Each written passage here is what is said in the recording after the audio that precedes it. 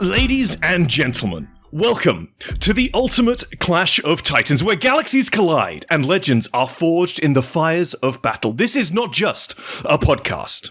It's an arena where the mightiest warriors from the grim darkness of the far future meet the legendary champions of a world steeped in magic and myth. Today, on the Astartes Anonymous podcast, we dive into a series of matchups that will shake your very perception of reality. In one corner, hailing from the dystopian nightmares of Warhammer 40,000, we have characters armored in faith and steel, equipped with technology so advanced it verges on the arcane. They have faced down horrors of the galaxy teeming with war, where only the strongest survive. And in the opposing corner, from the realms of Warhammer Fantasy and Age of Sigmar, come heroes and villains whose very essence is woven with magic and gods. They've battled through endless wars, with swords and spells shaping the destiny of continents. So strap in, load your bolters, and prepare your incantations, as I am once again joined by the world's friendliest Night Lord, a Dutchman ready for fun, and the special guest, PANCREAS No Work. I'm your host, Tom, and these are my co-hosts. Hello, I am Red, and my pancreas does work. Hi, I'm Dutch, also known as Alex, and I'm happy to be here. And I'm Colin, also PANCREAS No Work, professional elf simp, and choker of Fortnite 2v1s. I think Eli mentioned that like a week ago. Yeah, it was bad. He said something about, I don't know if he said do or don't bring up Fortnite when you have Colin on. I beat you to the punch on that one. I've never hit end stream so quickly. It's already started, oh no. Is this like Eminem at the end of 8 Mile, where he roasts himself so nobody else can? Yeah, it's like that, and Eminem is in Fortnite, so it's basically that. Oh my god. It's an old tactic, but it checks out. I need to know when the PANCREAS No Work Fortnite DLC is coming out. Oh, I would murder for that. Put me in Fortnite Epic, please. I'd pay for that. Honestly, I'd pay full game price for that. Top dollar. Instant debuff. Well, yeah. What would they? Yeah, you run for more than 30 minutes, you fucking collapse. You need a juice box. Blood sugar low. Oh no. Nah, put me in Dead by Daylight. That's where the real hatred is for me. I'd like to be in Dead by Daylight, but just as a corpse. Gentlemen, shall we have a look at our models of the week? No. Okay, moving on. No, we have 3 models of the week once again. One chosen by PANCREAS, one by myself, and one final one by Red. Shall we start with PANCREAS's Colin's entry? Sure. These models were painted by one Bolt Metro, and they are some beautiful Dark Eldar fellas. Mandrakes. Man, that took me a lot longer to remember the name of than it has any right. My bad. It's okay. Got there in the end. We made it. This is going on your record, though. It can't look any worse than it already does. So, do what has to be done will be done. Fair enough. These are some very nice models. I love the flames. The flames look amazing. Yeah, the gradient. They did a good job on the gradient. It's like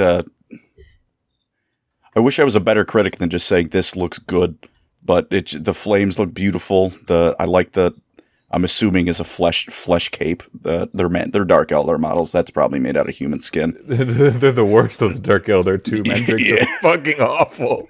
I think the weapons look amazing. They have like a purplish tinge to the metal. That's a cool I've just noticed that. Yeah, they've got that. It looks proper Dark Eldar. It looks like if I met that man in a dark alley, I'd be going home a chair. Well, if instead of calling them Dark Eldar, we called them Freak Eldar. Stop. I actually need you to stop fucking saying that at every fucking opportunity. They already are. They already are the Freak Eldar. That's their lore. Right, we're moving on before Red decides he's funny again. So the next entry for our models of the week is the one chosen by me. And the person who made this is a bear. His name is a bear. Literally a fucking bear. What a name. Just a bear. Hell yeah. Hell yeah. A bear. So what a bear has created is this is a Brutalis Dreadnought of his homebrew known as the Anvil Guard. And I've actually been watching this guy make his homebrew for a little while. I think the main reason I really like a bear's painting, I really don't like his name. The reason I really like a bear's painting is because it's almost like a slightly nicer version of GW's own heavy metal. But all in all, I really love the color scheme for his homebrew. He's got a bunch of other models in his homebrew that follow the same color scheme, the same sort of sharpness and cleanliness. All in all, I think it's a really clean, sharp dreadnought. I just think it looks fucking great. He's got that little lava base. If you ever look behind the dreadnought at the picture at the back of it, you can actually see rocks and logs and little bits of grass just chilling. But no, the red and the black, or is that like a super dark grey? They just go really wonderfully together. And the actual sheer sharpness of the icons. I can't tell if the icon is painted or not, painted on or a transfer. The fact that it's highlighted is blowing my mind. I want to believe it's a transfer, but I feel like if it was a transfer, I'd know. It's beautiful. I feel like there was a missed opportunity for a bear to put on the fucking giant claws. I also like Perhaps. I like his name, Mason. That's a cool name. This is just Mason. Yeah, the Dreadnought's name is Mason. It's on the little scroll. That is such a fucking out-of-pocket name for any type of space I marine. love it. Mason from Black Ops. The numbers. He's Yeah, still the kicking numbers. around. Brother Mason, what do the numbers mean? Looking at all the fucking ones that one he just rolled. Yeah, what do these numbers fucking mean? A good dreadnought from literally just a fucking bear. From just a literal bear. Straight Just up a a bear. bear. I don't know if this makes me sound insane, but when I see models like this with such a beautiful base, I always feel like I end up spending more time looking at the base than the model. Like, I don't know why, but I just love when the base is so beautiful, and this is a wonderful base. A base really sets apart a model, right? Like, that's what really finishes it. And That's like going into someone's office and appreciating their desk is made out of mahogany. I think one of the things I really like about this model, though, is, as you said, the base. And there's not just this model, but dreadnoughts in general. Anything with a 60mm base or larger, because you get the opportunity to create that miniature kind of diorama. And how he's done this here is so symptomatic of that, where you've got the transition from the front of the base being this lava pit with skulls and rocks, and the back of it being where it meets the sort of real landscape. And because it looks so alien to the dreadnought, it is very much like the dreadnought is invading somebody else's territory. You know, it's there because it's there to do a job. It's not like, because with my miniatures, I always paint them on their home turf. And you can very clearly see that this dreadnought is in somebody else's house, so to speak. It's Leonardo DiCaprio's house. Why? The Revenant. oh, because it's a bear. Oh, because it's a bear. You fucking dickhead. Anyways, moving on to our final model of the week. This one was chosen by Red. Red, would you like to talk about this model of the week? The model of the week is by none other than App-sized Gloom, and it's just a little guy, little Protectron. Please assume the position. My God. That is beautiful. Look at him. He's just hanging out. He's ready. I don't know what he's ready for, but he's ready. Programmed for your pleasure. The glossy dome, the nice muddy shoes. That's awesome. I just like him. I want more of that shit. If people want to post more fucking Fallout shit in this chat, do that. I'd actually demand it. I love the little detail on the back with the text on there. Oh yeah, It's his protection. Yeah. yeah, little Protectron. I fucking love that guy. Awesome. Oh, he has the base has a manhole cover too. Oh, that's so cool. But yeah, fun little dude. I love him. So, as it turns out, a very easy way to get on our models of the week is to just post Fallout miniatures. Literally anything other than Warhammer, I'm probably going to fixate on that. And apparently we're doing 3 models of the week every episode now rather than 2, so even more opportunities to get on the models of the week. And if you want to get on the models of the week, jump in our Discord and post your miniatures in the completed miniatures tab. That's where we go. We just have a browse through the tab before we start recording, and we pick something out. A couple of miniatures each. We pick something out just before we start recording. It's that easy. It just works. It just works. Just like 16 Todd times says. the detail. Pre-order now. Right, gentlemen. Mental Gen and gentlemen, shall we move on to our main topic of this evening? I forgot. I miss not having moots here. I miss having moots here because when I say just shit that's so obvious, I'll just get a quick hell yeah from moots when I'll ask a question like that. But moots is not here today, so You're earning your paycheck today, Tom. All right. It's really gonna have to work for it. Tough fucking crowd. Okie dokie. Let's move on. I can switch to 2010 Call of Duty YouTuber mode if need be. But you can't undo that curse once you open it. It's like Pandora's box. Welcome to the Fortnite Let's Play, guys. How bad does the vocabulary get for that one? Well, the vocabulary's fine. It's the energy of just, the microphone is inside of my vocal cords. He has to go get the H2O microphone. Delirious special. Yeah. Gotcha. The old classic. I could even switch to my webcam mic, so it's really the authentic 144p. Deep fried like KFC. Excellent. Deep fried pancreas. Right. Who could have guessed on this podcast? A deep fried pancreas. Damn. I'll take it. So, gentlemen, I will ask one more time. Shall we move on to today's topic? Let's go! Hell yeah. Excellent. Wondrous. So, today, as per our intro, we are going to be going through a series of suggestions come up with by the team and our guest Pancreas of characters from 40k that have a flexible AOS and or fantasy counterpart, and sort of pit these characters against each other to work out who would win. What they would win against, usually a fight. Usually it's going to be a fight. I have a feeling in some of these cases it's going to come down to other things, but we will deal with those as they come. So, gentlemen, our very first matchup for today's episode is none other than Abbadon the Despoiler versus Archeon. Now, Ooh. Abbadon the Despoiler, for anyone who does not know, somehow, is the big bad of Chaos in Warhammer 40k. He is the inheritor of the Warmaster Horus Lupercal. He is the reason for the Black Crusades, the reason why Cadia is no more than a smear on the galaxy. In before the Cadia stands comments. Yeah. He's also lovingly nicknamed Philbadon the Armless. Or I just call him Abby.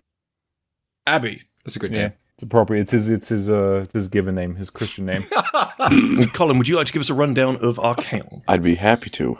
Archeon is Abbadon if he wasn't a little bitch. I'm just gonna we're bringing the salt immediately. It is I wanna Archeon, fight. the ever-chosen War Master of Chaos, Grand Marshal of the Apocalypse, owner and leader and proprietor of fucking Archeon City.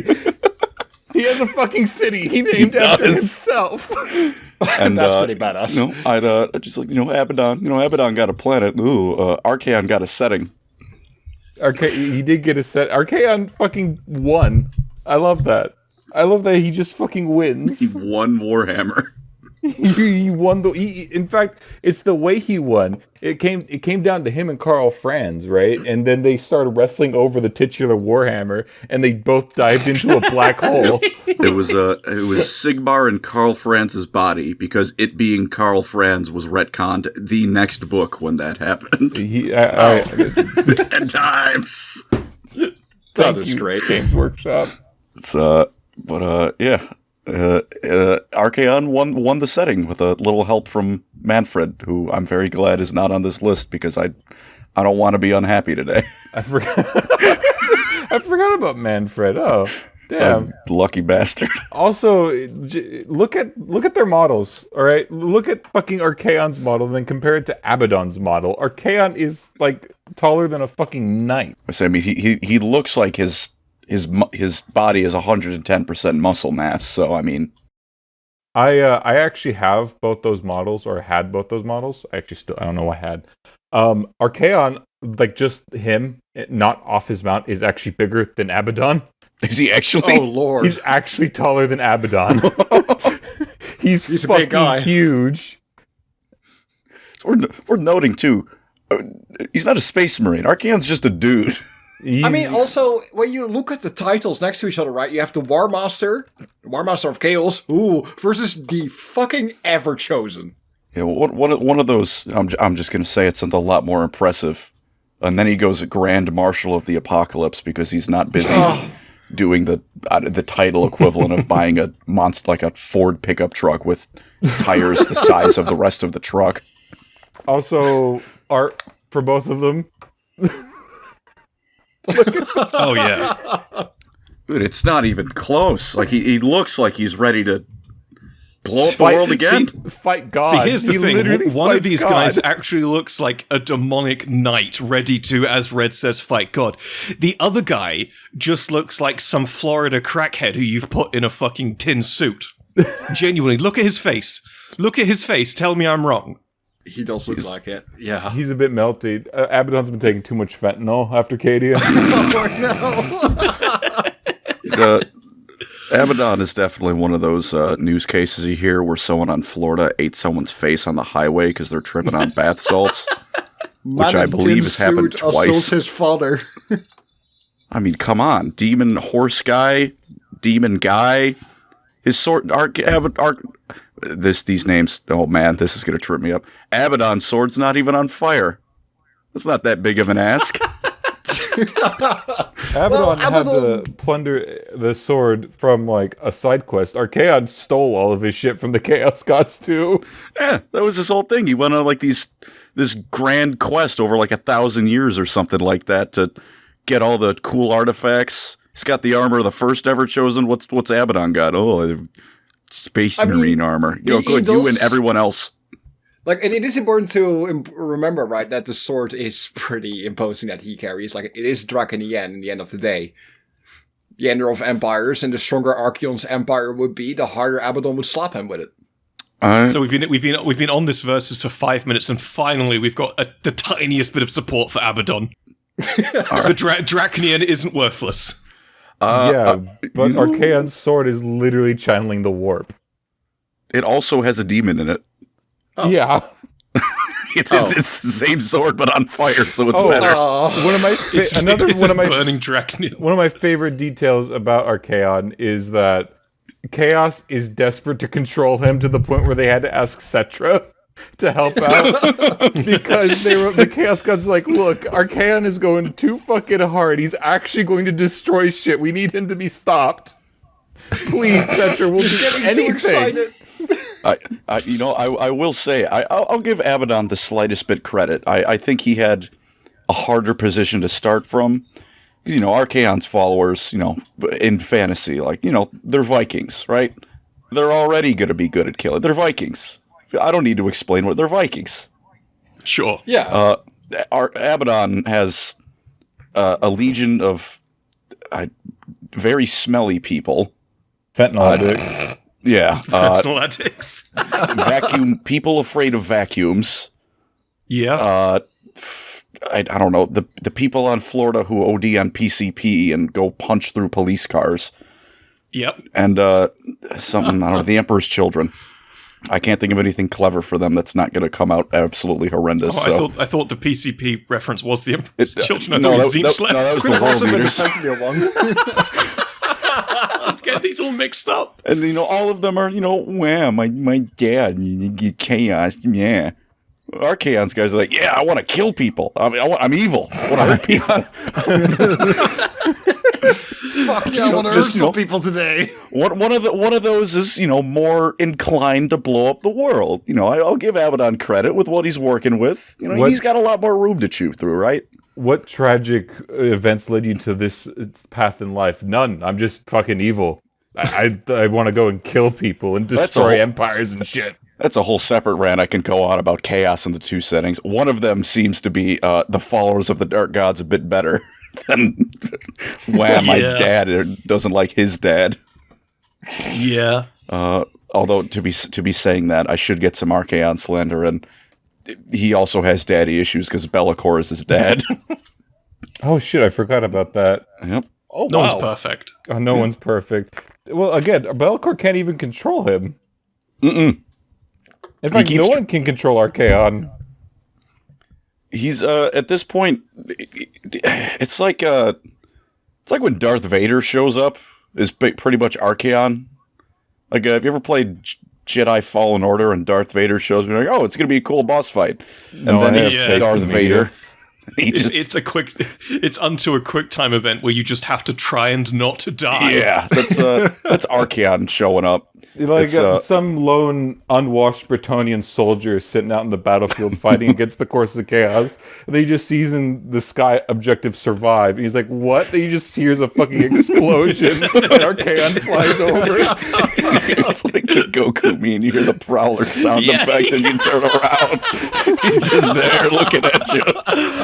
Oh, someone, yo, Dragon's Horde, I know you're watching this, I know you're listening to the podcast, go make that meme, go make that right now. Or please. looking at their tabletop rules too, Archeon has an ability that is literally just kill, die, off the fucking board right now. Oh yeah, you're just dead. Just die. Deletes your model. Like he just chooses one model and says, go away now. And that model is forced to go away now. I think Abbadon is actually weaker in this edition than he was in the last one. Big shocker, almost everything's weaker in 40k. 10th edition sure is a thing. Also, best part, Archeon believes in fucking gender equality because the latest big Chaos warband leader that was announced at the last Warhammer Fest is a big bitch with a spear. A very big bitch with a spear. Hell yeah. I like to think that when they get promoted, Archeon has like a little office in his Tower of Archeon in Archeon City. In Archeon City. Dead ass. It's called Archeon fucking Tower. the Tower of Archeon. Oh. And he just like is sitting in his big Fox News chair and with a big mahogany desk. And he's just like, I've been seeing the work you're putting in, and I'm impressed. Puts a little stump Why on do you there. join the Vanguard? You know what? Here's a promotion. Big shiny spear. Go out and kill some fuckers. What I will give Abbadon, he has spaceships.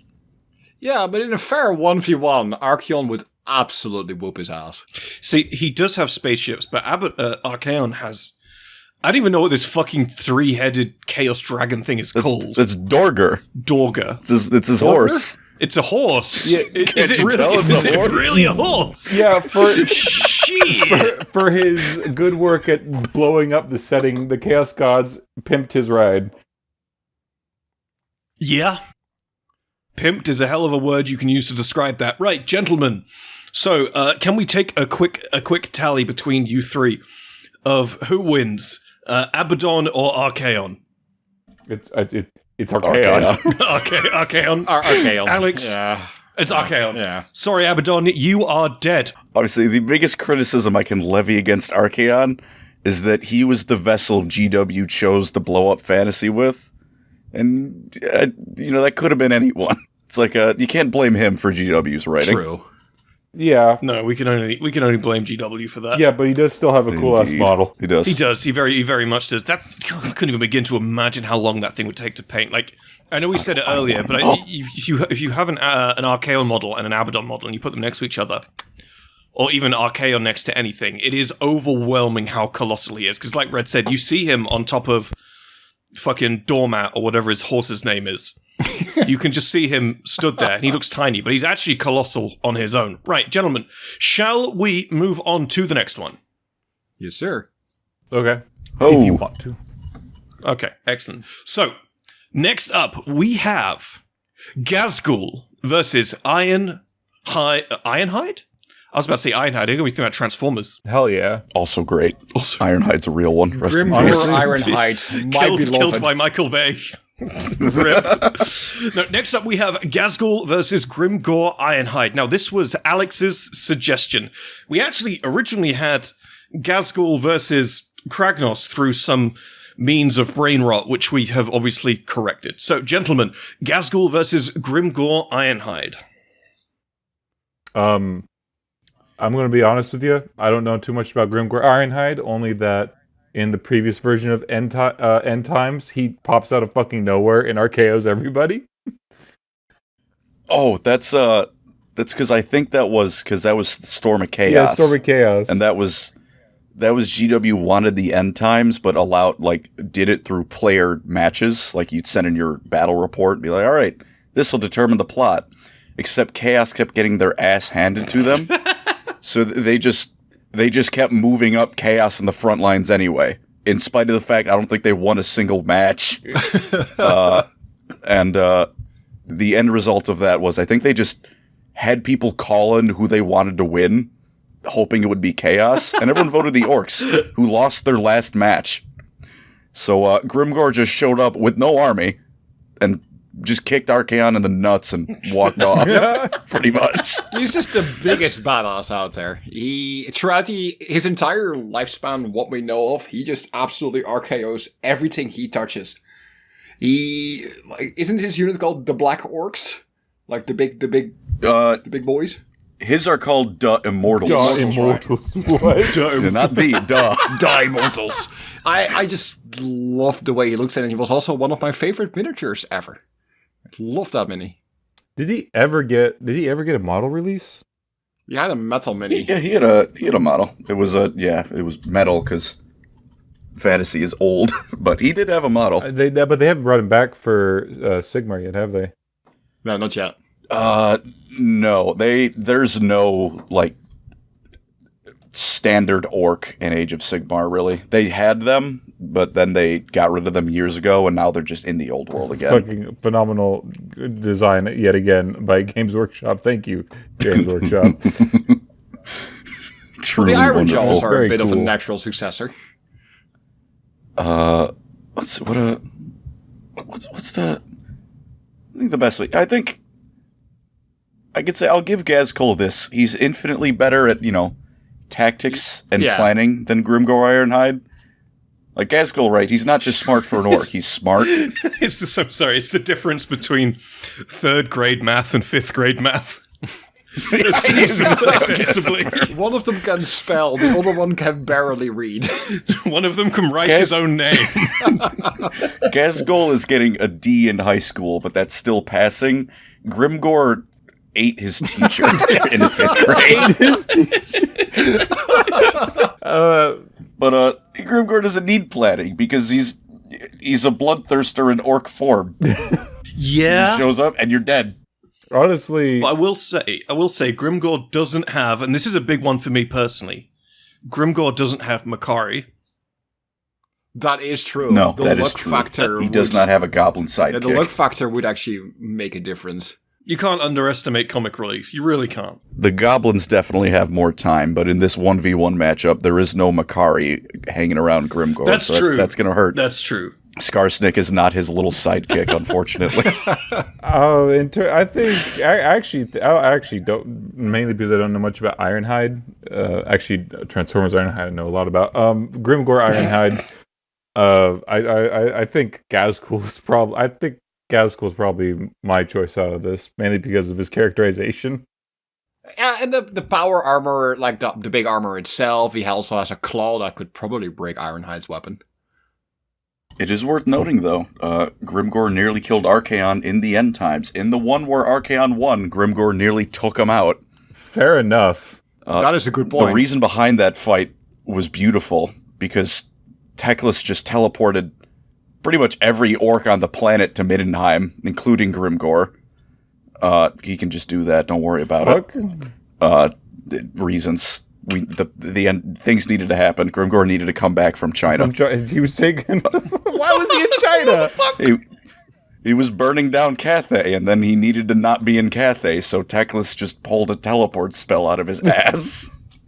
And then he just started swinging. I mean, he's an orc. He doesn't care about this end of the world stuff. He just started swinging. And then Malekith said, "You are the best," but that Archeon guy thinks he's the best. And then Grimgor went to go fight Archeon. Honestly, brilliant use of orc reasoning on Malekith's part. I wish we got more of that stuff. Like, it's not that hard to reason with orcs. Just go tell him that guy thinks he's better than you.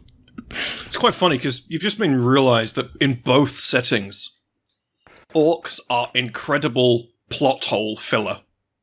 Do you know what I mean? If you need something to happen, they'll do it. Yeah, or if you need something being explained away, you can just go, "Da orcs," and it's like, or insert orc character of notable repute. And suddenly it's explained away. Because no 40k or Warhammer or Fantasy AOS, no fan of any flavour of Warhammer is ever going to question it when GW ever goes, "Oh yeah, it was a da orcs." See, it even works at like an individual level. It's like, why did he do that? Oh, he wanted to. He's an orc. Yeah, literally. He felt like it. Yeah, big and small. big and small. It's brilliant. Why did he go burn down China? He was bored. He was bored, man. He didn't have anything else to do. Reasons he burned down China. He wanted to burn something down. It's right there. It's just there, man. It's very unburned right now, and I'd like to change that. You know what your attitude is? You're not being on fire. I feel like I would have to give it to Ghazgull too. I think Ghazgull he's a better character. You know, he's smarter. He can get the orcs all working together more. But I will say, I've never been able to click on Ghazgull and then hear him scream, "Say my name," as he smears a dwarf across time and space. Oh, Lord. When Grimgor does that, you click on him, he just starts chanting, "Say my name!" And then he goes to just slaughter something. Normal, most calm orc in existence. Well, never say never. Never say never. You know, anything could happen. Now we got Votann running around. You never know. True. Oh, I hope we they just poured Grimgor over for fantasy. It's not even an equivalent. It's just Grimgor after the end times he got lost. He just kept falling he just kept falling places that weren't burned yet. He ends up in a hive world. In the middle of a custodian blood game, starts burning the fucking palace down. Well, I wouldn't want to be that custodian. An orc got in here. Oh my god. Opens up Eternity Gate and just fucking Emperor's eyes like, oh, that's a bright light, and just throws a Molotov in there and closes it. You just hear someone screaming, "Why is this bloodthirster green?" Why is he telling me to say his name? You know, enough. Never mind. Were you gonna cook too much? Yeah. Was the meal gonna be overcooked? Yeah, it was about to get deep fried real fucking quick. I'll explain later. Right, gentlemen, moving on to our next entry in this list before Red gets us in trouble. We have Imotekh the Stormlord versus Settra. Now, Imotekh... Wait. We never did the vote for Ironhide and Ghazgull. Oh. Well, fuck it. Let's do that then. So, I'm going to vote Gaz. I want to vote Gaz. I'll vote Gaz. It's a close vote, but I will vote Gaz. Fine. I'll vote Gaz. I'm sorry, Grimgor, you lost due to one-sided characterization. Yeah, right. Very much. Not much to him. So, next up is Imotekh the Stormlord versus Settra. Now, Imotekh was one of the big Necron characters to basically take the main stage for the Necrons prior to the return of all these other Necron fuckers. He's the reason that Helbrecht only has one hand. Colin, would you like to give us a rundown of Settra? Of course. Would you like me to read his full No, title please list, don't. or would you not like to be here for 3 hours? Stop. I won't read it, but Total War has given us a brief moment of that. By brief, I mean I read all of them once for a 2-minute video. It was 2 minutes of just reading his titles. That it was. I remember that in lore, one. it takes 2 hours. What? To say them all. He has little titles. Yeah, he's killed people for not saying all the titles too. Oh yeah, if you mess it up, you have no head. Off with your head. Damn. That's like... oh my god, you know what that's like? That's like literally having to learn the entire script of the B-movie. Oh, to no. post it out to die. Discord. Oh no. Alex, I hope your Discord is ready for No, another not B-movie viewing. again. Please. According to all known laws of aviation. Oh no. Don't give him any ideas. This is like the chaotic neutral version of the industrial revolution and its consequences. Right, gentlemen. So, Imotekh and Settra. I think this is way one-sided. In my opinion, I'm gonna let Colin start. Okay. So Settra, when he was, he had meat on his bones before the whole mummy thing, decided Nehekara needs a bit of a facelift, needs to be better. So he built temples to all of the gods and then killed all of his children as a sacrifice to the gods. I don't know how many children he had, probably a lot. All of them died. Yeah. And then came forth a great bounty from the gods, and the drought was lifted, and then he conquered half of the Warhammer world because he felt he had earned that. Because he felt like it. He just felt like it. And then when he couldn't keep conquering because people get old, believe it or not, shocker, he then founded an entire cult of people to let him live forever, which they couldn't quite do, but they told him they'd bring him back later when they figured it out. And then someone who we'll talk about shortly did a bit of an oopsie, and then he came back without his golden body. And he was been upset about that ever since. Oh, he was upset. He does not have his gold. He cannot feel his dick. No, he cannot feel anything but contempt. And the empire he built, because 100 generations of kings were now all fighting for the throne, that they all had equal rights to rule. He just rode around and just beat the shit out of Tomb Kings until they stopped misbehaving. And then decided, right, I can live forever now, because Tomb Kings respawn when you kill them. I can actually conquer the world now. This is actually pretty decent. At one point, because Warhammer Fantasy, a map of the Warhammer Fantasy world is just Earth if it was drawn by someone who was tweaking on meth. Yeah. Yeah. He went from Africa to Sweden, burned down half of Sweden because honestly, someone stole his crown. Honestly, a hero.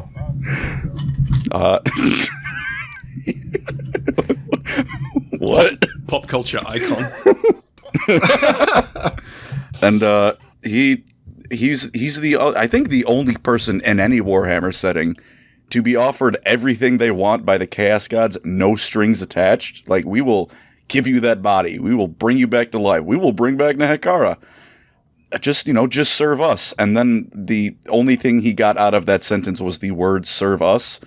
So he murdered a dragon ogre, a big horse dragon thing the size of a mountain. He cut its head off, told Nagash he would temporarily forgive him until he killed all 4 Chaos Gods and then was coming for Nagash. And then he walked into the warp. Nope. Settra does not serve. Settra does not serve. Yeah, he got grabbed by Nagash and said, no, Settra does not serve. Settra rules. Hardest line. And, he's a cool dude. The very last image we have of him is him standing in the warp, and it looks like a blasted wasteland. I'm going to see if I can find that. Oh, that image is so cool. So, it's whilst Red's looking for that, so I take it, and I'll just give a bit of context for anyone listening, my Settra lore is limited. I'm going to assume he's not been brought back for fantasy. Sorry, AOS. Kind of, but it was retconned. I don't know if we want to talk about that. Yeah, go for it. I want to know. So you might as well. So before, so they made someone called Settrus, I believe. Right. And he was. It's Settrus of the Stormhost, the Imperishables. Yeah, so... Because the main title he's known by is Settra the Imperishables. Like, who could that be? Yeah, exactly. And it was heavily implied... They never outright stated it was Settra. I think someone did in, like, one of the GW guys said it was Settra. And that was a story, and he met Manfred, and him and Manfred had a little powwow, I think. Because Settra has a fucking distinct hatred for Manfred. But then again, everyone does. True. Least defining character trait if you don't like Manfred von Karstein. Anyway, and at the end, he like sacrifices himself for something, but then they retconned that out as not being a thing anymore. I think if I remember correctly, like the reasoning was the like higher ups at GW said you can't use Settra like that, which. If you'll allow me to huff some copium for a bit, hopefully implies like you can't use them like that. Maybe he's coming back for real, please. Oh, you please can't use them like that because we have better ideas. Yeah, either that or GW. Who knows? I'm coping a little bit with this. I'll be real. I fully am on that cope train as well. So, like, direct one-on-one, right? So, Imotekh, like, he's a big old guy, and he's got his... He would do a lot of damage. He has his Blood Swarm Scarabs, from what I remember. But that wouldn't really work on a thing that doesn't have anything that can be controlled. I know this isn't really a good comparative point to show the two fighting each other, but with Imotekh, when he was fighting Helbrecht, he didn't have to work hard to, like, defeat Helbrecht at all. And Helbrecht is kind of a tank. I mean, obviously, this doesn't sound to me like it's comparing to Settra very much, but just to get a good understanding of what Imotekh the Stormlord is actually like in combat. I think we underestimate how powerful Settra's chariot and In bolts are. that scene with Helbrecht, Imotekh took a lot of hits intentionally because he was just letting his reanimation protocols fix him. He actually wasn't doing that much in the fight because his body itself was basically on fucking no clip. It's like he's just like, I don't need to fight you. You cannot hurt me. Yeah, basically it's the World of Warcraft thing where it's like, I can heal faster than you can do damage. Pretty much that's it. And Settra would just hit him with a fucking chariot. Just run him over. Just straight up run him over. It's called the Chariot of the Gods. Great. He just runs you over. The Chariot of the Gods has been involved in a road collision accident. If you ever play Warhammer Total War, pick 2 kings and just go into chariots immediately. You'll win on any difficulty ever because you just run everything down. 5 million% charge bonus. It's like, oh, nice health bar. No more. You're done. Fuck you. Fucking, whoa, chariot upon ye. Right, so... It's, correct me if I'm wrong, but it's very hard to compare these two because, let's be honest, Settra is just so far ahead of Imotekh. It's not really comparable, right? Imotekh can't even I beat mean, orcs. they're both kind of the Egyptian stereotypes. They are similar characters in concept, but really one of them is absolutely fucking stacked, and the other is a space skeleton, right? Yeah, it's Imotekh. Like, I like Imotekh, partially because his like lightning storm rule. I just imagine Barry the Light from Devil May Cry blasting every time he pulls out the lightning fingers. Hell yeah. But slight spoiler for upcoming. When he fought Nagash at that point had become the embodiment of death magic and ate the god of the dead. And Nagash couldn't just kill him outright. He kept trying, and then Settra kept swerving around him in his chariot. And they got in like a beam struggle or so, like Dragon Ball Z. Nagash couldn't win because Settra is so full of his own hype that he can reanimate Tomb Kings around him that fall in battle. It's a tabletop rule. He also made himself a wizard. He made himself a wizard, for fuck's sake. He wasn't a wizard, and then he realized other people were able to cast magic and he couldn't. And that's simply not allowed. This is unacceptable. Why is this not a thing? Other people can do things I can't. I'm fucking not Settra. happening. How dare you? You dare fucking... He's like the orcs. It's like, why did Settra do that? Why can he do that? Because he's Settra. And then the conversation ends. He's just Settra. He can do that. Because he felt like it. Why are you asking stupid questions? It's Settra, dumbass. The imperishable. He burned down half of Norska because someone stole his hat. I forgot about that. Oh no! Right. So Settra, can we take votes? Yep. Right. I'm gonna recluse myself from this vote because I don't understand enough. But it sounds like Settra. Settra. 100%. Okay. Right. Sorry, Imotekh, you are going in the bin. Get fucked, Imotekh. Right. Next up, gentlemen, we have, in a similar vein, 2 more Egyptians. We have the Silent King versus Nagash. Someone who has a storied history against someone who has barely, like, a book about him. Yeah, it's unfortunate. That's another thing. You can't blame the Silent King for that. It's just GW like, yes, arguably the most influential character in the setting. He gets a book, half a book, a couple pages. Who cares? Yeah, we don't need to talk about that guy. Yeah, to be fair, I like the Silent King concept, but he hasn't done anything worthwhile in the lore besides talk to the Blood Angels. Oh, he was like, "Hey guys, did you know the Tyranids are a problem?" Oh, thanks. Couldn't have figured that one out. Hey, you got a fucking leak under your sink. Oh yeah, really? As it's flooding the apartment. Thanks. Really? Hey guys, you know fire is hot. Don't let your house burn down. Oh, thanks, asswipe. In other news, water wet. This is probably indicative of where I think this is, where this vote's gonna go. I have a feeling. Okay, I want to say something about Nagash that I don't think many people, I think more people need to know, is Nagash being one of the first necromancers. When he trekked through the desert to get back home, he fucking dies. And then he just goes, "Nah, I'll just possess my own body," and kept doing that. He's not even the only Warhammer fantasy character to do that. They keep making the Emperor look like a clown. They die? Nah. My body's right there. I can still use it, all right? So he's called the Great Necromancer because he invented it.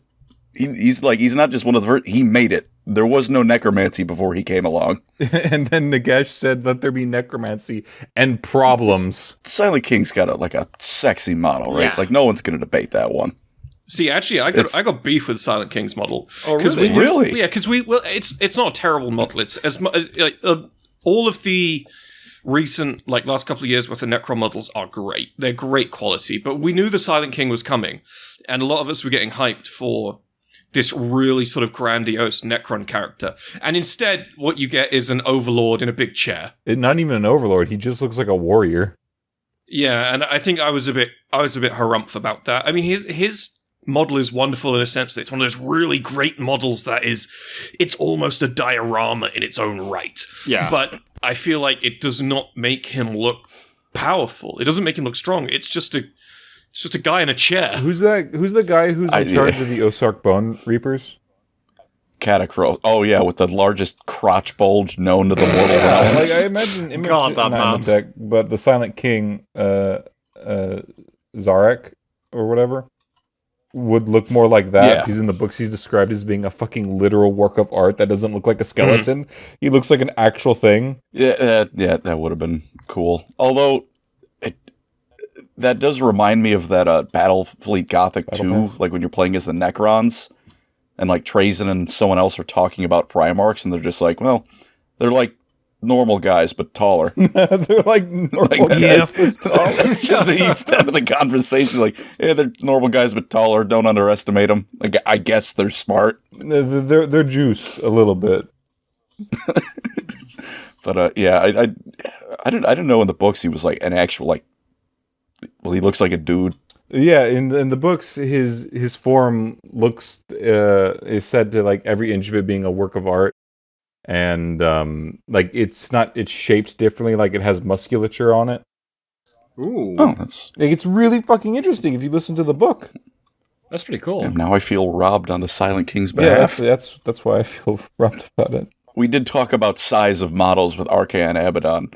Nagash is bigger than the Silent King's whole diorama. Yeah, he's fuck off Nagash massive. is fucking huge. He's did any of you see the 4th edition AOS trailer? He is there's a person between his fingers. He's just holding their soul. He is He is Yeah. literally a god too. He achieved Yeah, that's his the goal. thing, right? It's a faction leader versus an actual god. We don't even have Sigmar. We haven't even seen Sigmar in Age of Sigmar yet. There's like one or two pieces of art, and he looks like God King Sigmar. I wish I could use him on the Looks like tabletop. exactly how he's described. Yep. Yeah. But I actually remember that Nagash, that one quick frame of Nagash being the only highlight of that reveal. Yeah. There was that, and then Skaven Blight bursting through the ground, like, oh yeah, they can do that. Oh yeah, fucking Honestly, scary. all I remember from that was reading the comments during the live stream of everyone getting pissed. The Emperor lied. Not the Emperor, sorry. Sigmar lied. It's like, no, he didn't. No, he fucking didn't. What are you talking about? So, you lied about the reforging flaws? That's been known since the start. What do you mean he lied? Everyone knows you lose, you go a little bit wonky if you have to keep coming back. GW lied. Why Why do you do this? On top of that, Sigmar fixed that. Like, yeah, he just has to occasionally go back to Nagash and hit him really fucking hard. Like, Nagash, stop stealing my fucking soul. Nagash, it's fucking Sunday. Get me back the souls. He's like, oh no, please stop. And Red tries to run off, gets dragged off. No. All right. I imagine Nagash sounding like Starscream. Right. Is it fair to say that Nagash wipes the floor with the Silent King? Yes. Yeah. There's right. What? Go. What do we? Well, the next one I'll talk. We can talk a bit more about like his abilities and stuff because with the magic duel, it's a bit more prevalent. But this is it. If we can agree that Nagash wipes the floor with the Silent King, goodbye Silent King.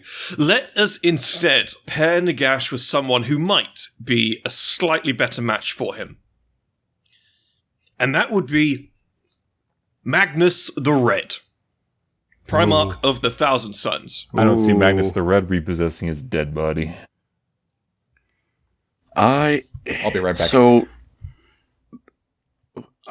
Should we pause for a second? Continue. He's not important. All right. All right, fuck you, Dutch. I'm not gonna sit here and be like, Magnus isn't powerful. He's, the manifestation, like, the Emperor's psychic might. The Primarchs have their shtick given from the Emperor. He's the wizard. Yeah. Then boosted by Tzeentch when he, pledged himself to Tzeentch. He could probably fold me in half with a blink of his eye. I'm not gonna pretend, that wouldn't happen. I'm pretty sure he can fold all of us in half with a blink of the eye. Probably the Earth. She's like, oh, there's no more planet here. But 3 different times, Nagash has tried to pull rituals to kill everyone ever. And the noteworthy thing about that is they never failed because it's like, you're an idiot, you can't do that, or you're not strong enough. They failed because he was stopped.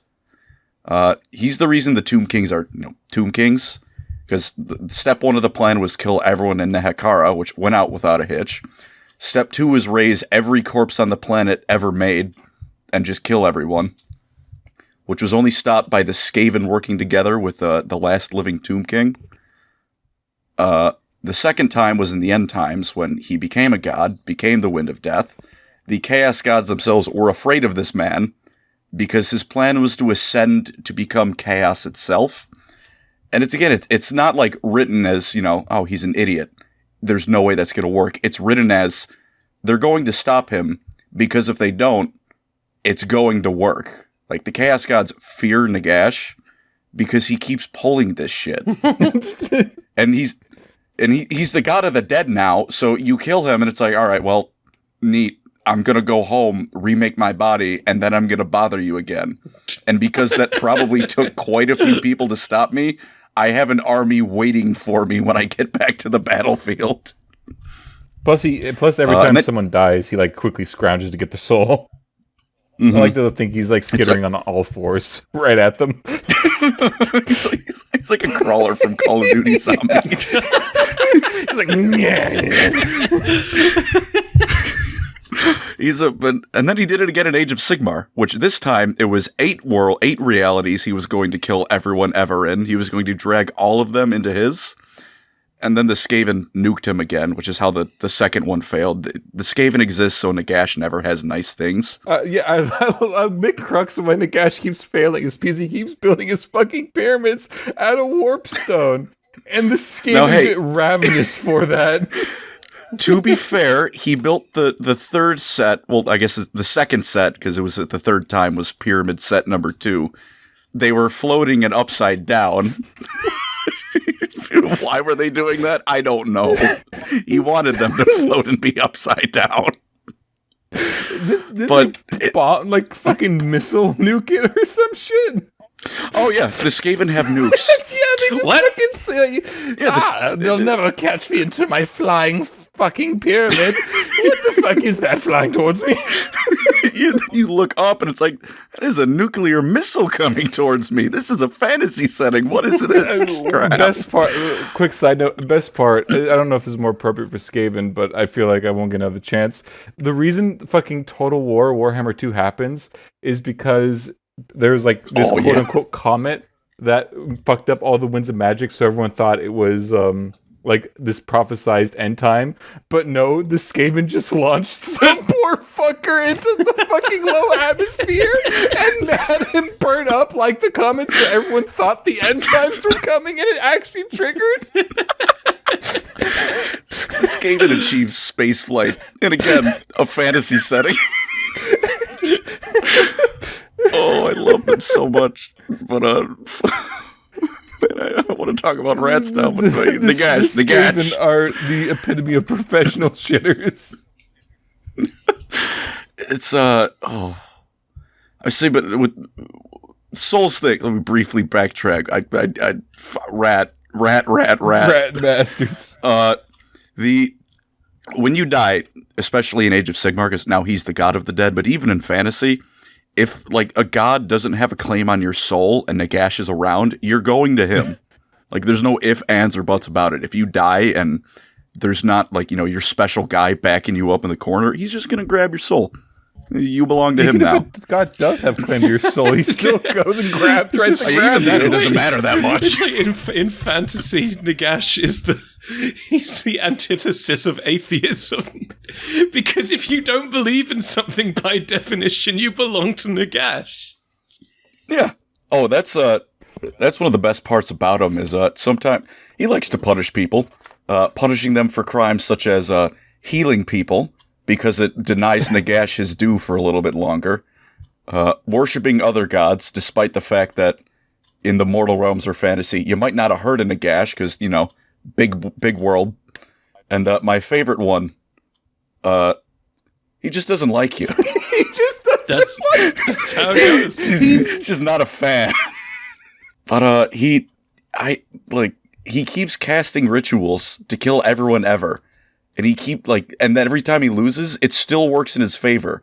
Like in the End Times when he came back, he has like the only passable End Times book, by the way, that doesn't make you hate what's going on. Helps he had the first one and there were 5, so it wasn't quite clear that what GW was building up to yet. He shows up, eats like a whole lot of people's souls, including Tyrion's daughter, which he wasn't happy with that, but what are you gonna do? Yeah, but she was right there. I mean, come on. What was he going to do? Not devour her essence? Same with poor Volkmar the Grim. Even people on Nagash's side watching him get possessed were like, damn, that's a bit much. But when like the Skaven nuked his pyramid, he just he took a deep breath and then did the Vegeta thing where he throws a temper tantrum and just deleted a Nurgle army. There was a Nurgle army there. There were Beastmen, there were Skaven, and then there weren't. Just in one just big blast. He was just like, no, I hate you all. I need a minute. I can't deal with this. Oh, God. No one has mental breakdowns quite like Nagash. It's always spectacular when he does. He's an 8th of all magic because he's the incarnate and god of death magic. So an 8th of all magic is Nagash. Especially in AOS, because that's just kind of how the magic works. It's him. It's just Nagash. It's him. He is him. He is him, the guy. This is starting to sound like a Bible quote. I mean, his quotes sound like Bible quotes. He just says, such is the power of Nagash. The preceding lines to all of that is him describing for like 8 sentences straight how he can kill you for no other reason than he can. And then he caps it off with that. It's like, all right, well, Magnus, if nothing else, you're losing the quotes battle. Like, what are Magnus's quotes? To be fair, Nagash seems to just fail upwards a lot of the time. He is... Well, that was my favorite thing with like his third one in Age of Sigmar with that magic ritual he casted. It failed, but failing for Nagash was billions of ghosts resurrect across reality. All of reality is seeped in death magic, and he has a little magical black hole he can go in for a little bit to supercharge himself. Oh, yeah. That is what counts as a Nagash failure. Nagash failure is like, oh, a black hole. It just chills in there like a sauna. Yeah, it just makes me think of, I look back to Magnus, it's like, in the Great Crusade, you have, the background fluff of like, he would show up to a world, he would delete an enemy army, and then they're done. And then I look back over and it's like, oh, you killed everyone. You showed up, and then that country doesn't exist anymore. You just killed everyone. He also did make the Ossiarch Bone Reapers that did successfully make a fortress in the warp. Yeah, they What? They invaded Archeon City. Oh yeah, yeah. The Bone Reapers, Nagash's personal super elite version of his Stormcasts, because he was jealous of Sigmar's shit. They invaded Archeon City, and they're still there. They've just got a base there. It'd be like if Cadians just walked into the Eye of Terror and set up a fort. He just has a base in the realm of chaos just because he does. Because he can. He's... See, this is the thing, though. It's really difficult to weigh Magnus against this, because Magnus is kind of like 6 different people. Oh, yeah, the shards and whatnot. And, well, this is the problem, though, because the strongest... I can't remember which one it was, but the strongest aspect of Magnus, the one that his model is representative of... The Crimson King. How do I put this... I put this nicely. He kind of has... I'm trying to remember the book. I can't remember the book. But he kind of has dementia. Yeah, the Crimson King. He is... Yeah. He's Crimson King. Oh, you've read it, haven't you? Yeah, of course you have. This is the first one book I read. He is not mentally there. Even if... So this is the really sad part, because even if... I mean, I'm not saying he is, or can, but even if he could have the same kind of power at his disposal as Nagash, he doesn't really have the facilities to do it, to use it properly. He's also he's also in Zeech's back pocket. He is. He's also in the back pocket of someone else who is canonically kind of scared of Nagash, which is, in a roundabout way, is your boss is scared of me, basically. It's like you're saying, well, your boss is trying to compete with me and failing, in another sort of roundabout way of putting it. Which is, it's a shame of a comparison. I get the comparison, I really like it. I mean, it's really hard, because every single time we've brought up Magnus on the podcast, he's just always been shit on. And unfortunately, well, maybe I he was a don't better really character. see that... I don't see that changing anytime soon. Yeah. I just feel really bad for Magnus, at this point. It's to give him, like...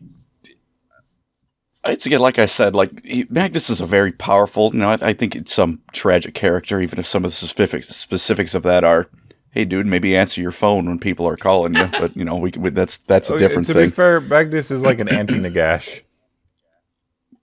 Like Nagash literally spawned in the world and decided, I'm going to be the biggest problem for everybody ever, from the day he first took his breath, and then he went out to go find that. And then Magnus was kind of pushed in becoming a big problem for people. And he didn't really want that. And he got beat up at every possible corner. Nagash gets beaten up at every possible corner, but he somehow fucking succeeds every time. He just doesn't accept that he lost. He's like, nope, this is still a win. I did not lose. I simply did not counter lose. lost. I counter. This might sound stupid, and I don't think. Pardon me. Oh, please, we it's specialize not something. in that. It's not like a specific thing written down, but belief in Warhammer. What you believe is shows up in the warp and all that. I genuinely think that part of the reason Nagash is always so successful is because it just doesn't enter his mind that he can possibly fail. I genuinely think he's so full of his own bullshit that reality warps around him. Colin, have you ever heard the phrase "fake it till you make it"? My friend, you have to believe your own hype. That's the thing. Nagash doesn't fake it. He genuinely thinks that. he thinks it like so garbage. I love it. In his books, he's like one of the most whiny, self-entitled, fucking narcissistic dickheads to ever exist, who genuinely believes that he deserves everything, and everyone's like, no, you're just an awful person. Yet somehow that never stops him. He has so many fucking ops, yet regardless of however many people are gunning for him, he just keeps going higher. Despite the fact there's only like a dozen, like not even half a dozen tops, people who have ever worked with him and not betrayed him, he has gone from someone who wasn't even going to be king, because he is royalty when in fantasy from Nehekara when he was the second when son, they were wasn't still meat. He was the first son, because the second son becomes king. The first one becomes a mortuary priest. I knew there was that some fucking weird thing. Continue. Yeah, he went from like the least favored son, like the one who's like not like you are bound to be this, and then we're gonna forget about you. Like he briefly led the Tomb King's army, well, the Nehekaran army at the time, and they erased from history. They just said, and you were led by a good general. He just took his name out of it. He went from that to God, despite the fact everyone on the planet hates him and wants him dead. Like, I think with Magnus, even if they were equally powerful, Nagash is just like, I think he's got a more versatile set. He's got a bigger base to work from. Like, Magnus really has the 1,000 Suns like to work with, right? Does Magnus have a rule where you get to hide a dice behind your back? Oh my god, I love the I Hand of forgot Dust about spell that. so much. It's my favorite spell ever. Doesn't he also have an ability that is just die? I think that is the Hand of Dust, because it's you put a dice behind your back, your opponent guesses which hand it's in, and if they guess right, nothing happens. If they guess wrong, you just die. The model dies. Your opponent just dies. You get to shoot your opponent with a gun. Oh Fucking pull a 30 out of 8, fucking straight into the fucking chest. I mean, this is the thing, though. Magnus barely even has the 1,000 Suns. Like, let's say somehow he does have all the 1,000 Suns and their allegiance isn't somehow split between him and Ahriman and whatever other fuck-ass sorcerers are running around. Not to mention the god knows how many 1,000 Sun sorcerers who defected to the Black Legion. But there's also the fact that I think something like 999 out of 1,000 Suns are literally Alphonse Elric, but with no goddamn brains. Yeah. True. You know. Also, Iskander Kaon actually managed to whoop Magnus the Red's ass. Yeah. And force him to fucking work with, what's his face? Abby. Good old Abby. Yeah. Good old Good Abby. old Abby. Yeah, whereas Nagash's power base is, first of all, everyone who's ever died ever, every corpse ever, because those are two separate things. Necromancy doesn't involve putting the dude's soul back in his body. It's just puppeting it with magic. So everyone who died, all the people whose bodies are died, and vampires who are also just inherently incredibly strong wizards and can rip people. The weakest vampire can rip like a Chaos Knight in half. Yeah. Just how it works in the setting. So I think it's, even with ignoring the fact he's a god, Nagash can draw on so much more. I was just say, but you can just go to, let's say this is happening on Prospero when Magnus is at his height. He just goes there and casts kill everything. So there's no rats this time to blow him up. It's so fucked, because every single time we do this fucking thing, we still got loads more to get through, but this comparison more than the others reminds me that comparatively, 40k really is what it says on the tin. It is just shit flying through space, shooting at each other, space hell, yada yada. Everything is awful. But Warhammer Fantasy is just Dragon Ball Z. Do you know what I mean? Everyone is so, even though it's like even everyone's so much more powerful, but condensed into just this tiny hamster cage sized setting. You know, It's like, yeah. The average person at Age of Sigmar is going to lose to 40k, and then you get the name character. It's like, where are you hiding that? Where was this guy? Why is he the size of a fucking world? Oh no. One quick thing before we move on. I like to think if Nagash goes to Prosper, he's going to see the Great Pyramid libraries and just start breathing heavily. Mine. He's just like... Pyramid. He claims it by virtue of triangle. Yeah, and then he starts skittering on the ground towards him.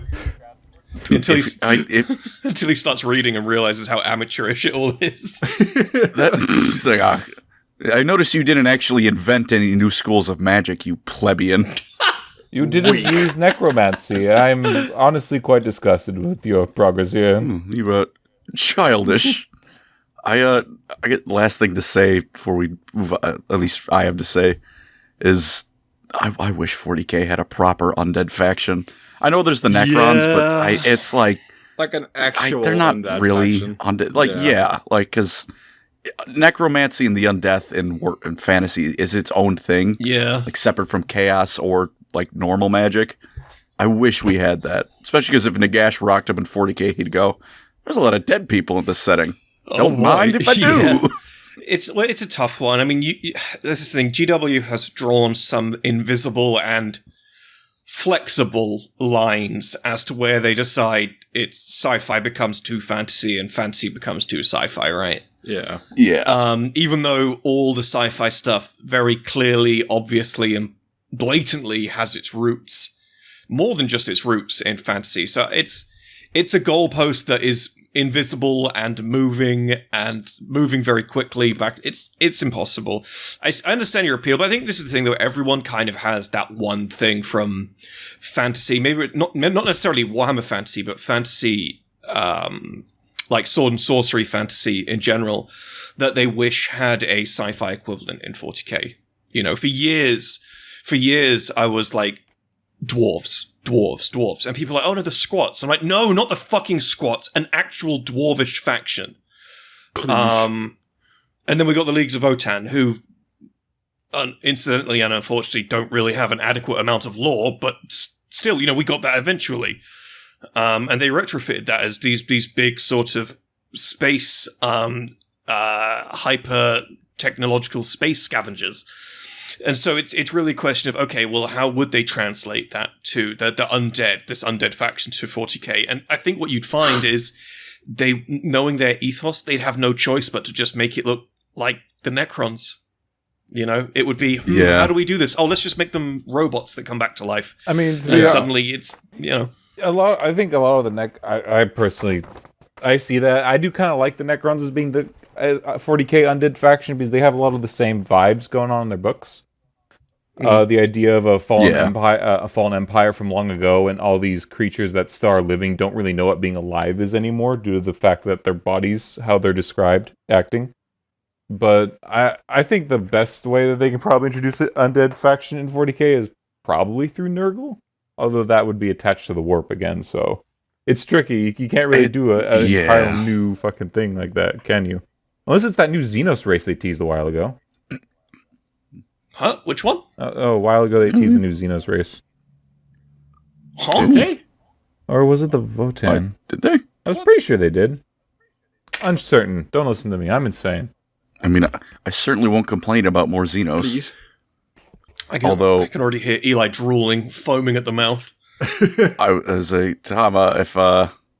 Speaking of the Leagues of Votann, I have a slight side tangent if you don't mind. No, go nuts. Go nuts. No. Listen, if there's if there's one thing Astartes is known for, it's going off topic. Do you all want them to be more dwarfy or less dwarfy? Because I've had this conversation a dozen times with Hal, the Amber King, and we both look at the problem of I don't think they quite have their niche yet, and then we go the exact opposite direction. I can actually answer that very easily. If the thing is, when you say dwarfy, we all have different ideas about what that means. But let's say we have the same idea about what that means. I don't want them to be more dwarfy as much as I want them to be more rock and stone.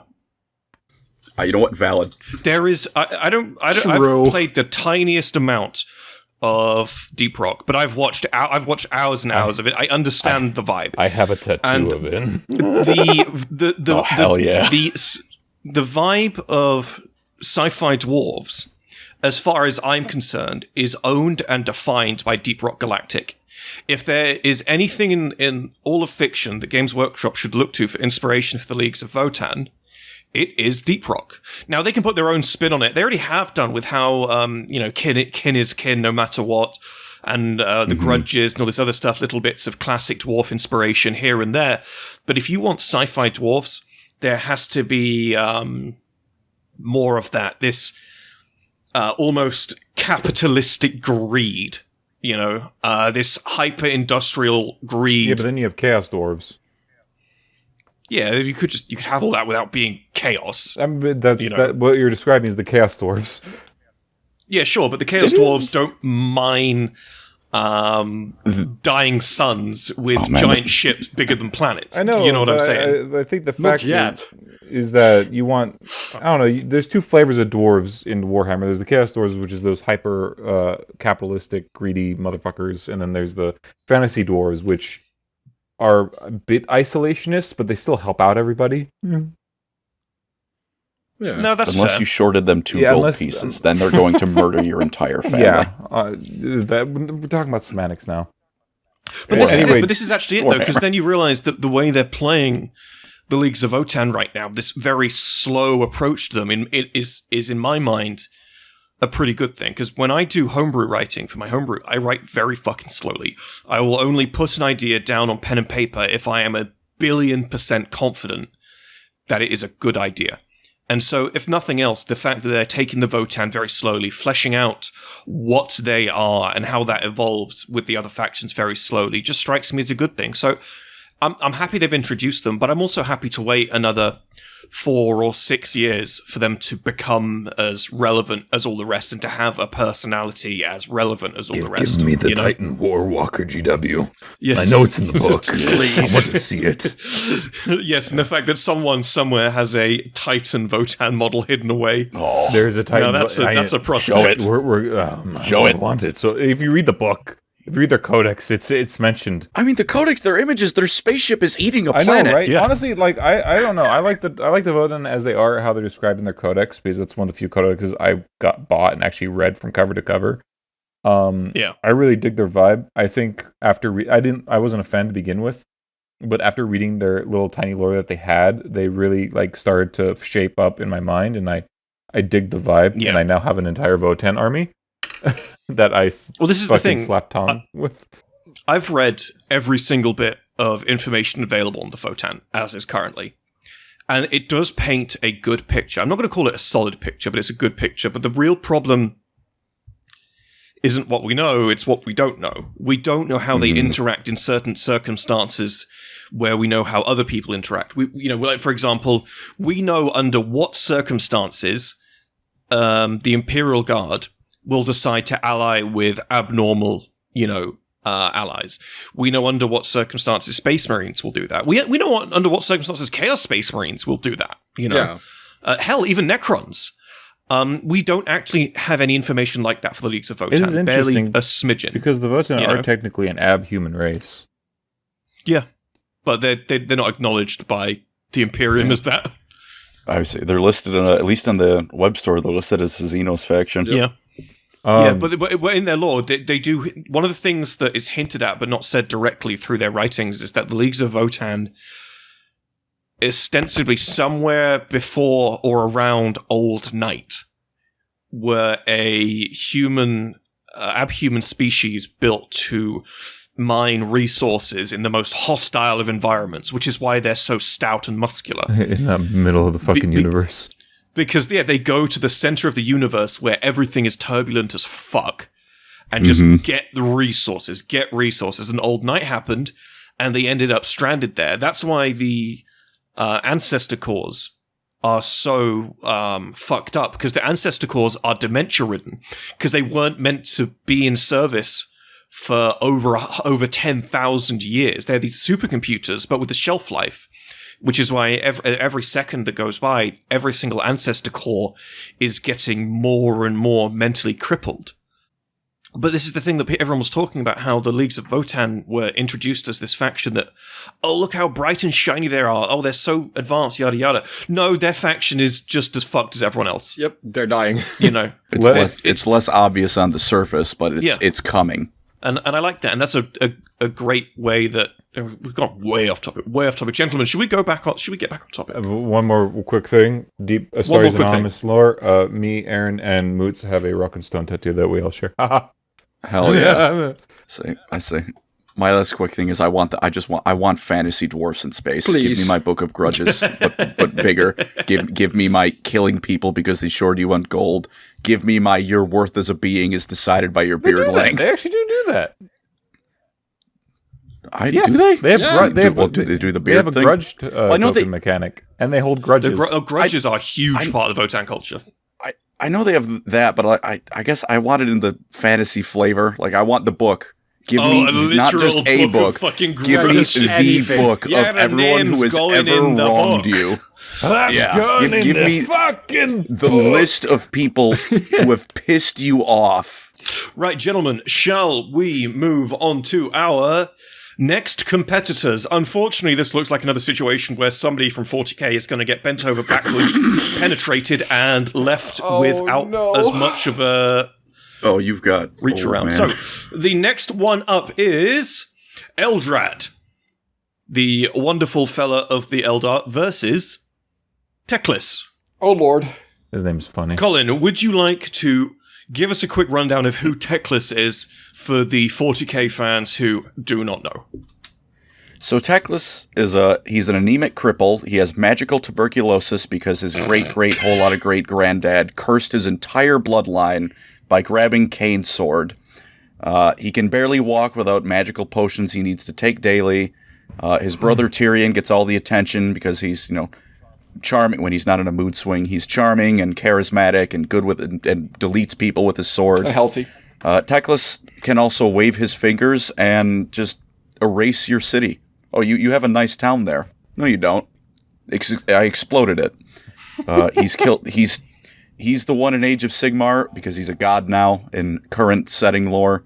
When Nagash got all of reality infected with death magic, he went, "No, you didn't do that. I'm undoing it, and then I'm killing you." In fantasy, he was the strongest wizard ever that wasn't one of the servants of the old ones, a big fat frog. I promise it's cooler than that, but we're not here for the frogs right now. Yeah. Short of that, strongest mage on the planet. He teleports all over the place. He casts the most destructive spells. He is the favored servant of one of the elven gods, Lilith, the goddess of magic.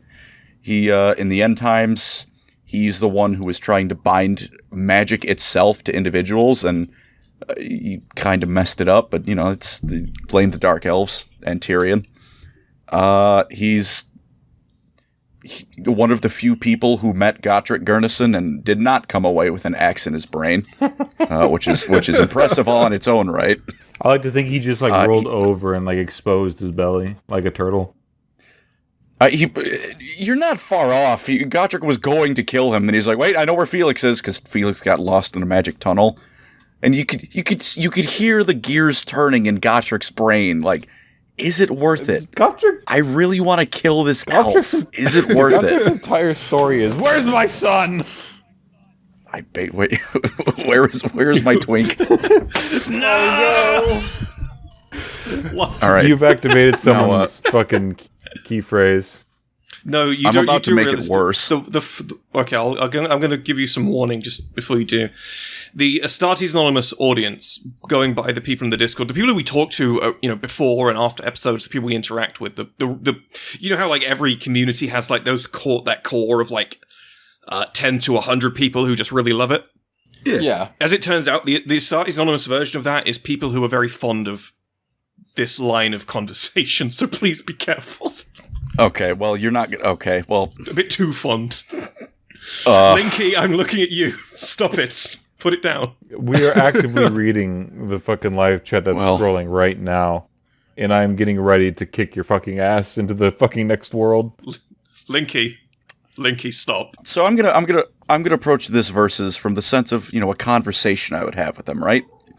Let's say me and Eldrad, we're at a bar, like we're in a room hanging out or something, right?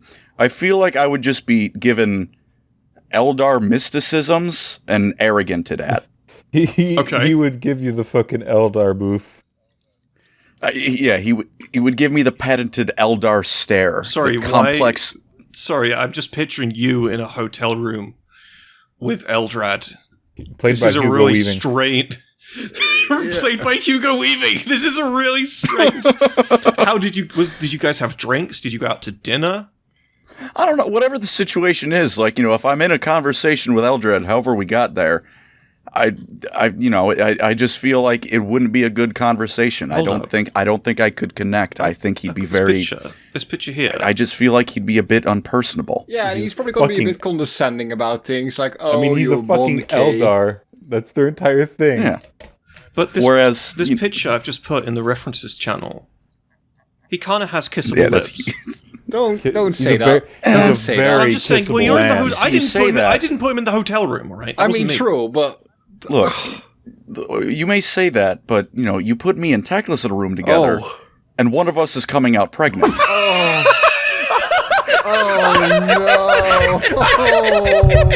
No! Oh no! Is it you? Oh no! So the first point's already going to Teclis. Jesus. You gave me a sore throat just by saying that. Holy shit. One of us is coming out of that room pregnant. Oh my god. What a fucking statement that was. That's a crazy line. There's so many directions I could take this. I'm like completely at a loss. Like, what do I do now? Holy shit. Oh lord. Stew on that as long as or as little as you need to. I just got flashbacks, I think. Yeah, I feel. I stopped computing a minute ago. So I take it you're a big fan of Teclis. Quite. So would you kiss him on the lips? Tom, he just said he's willing to bear his child.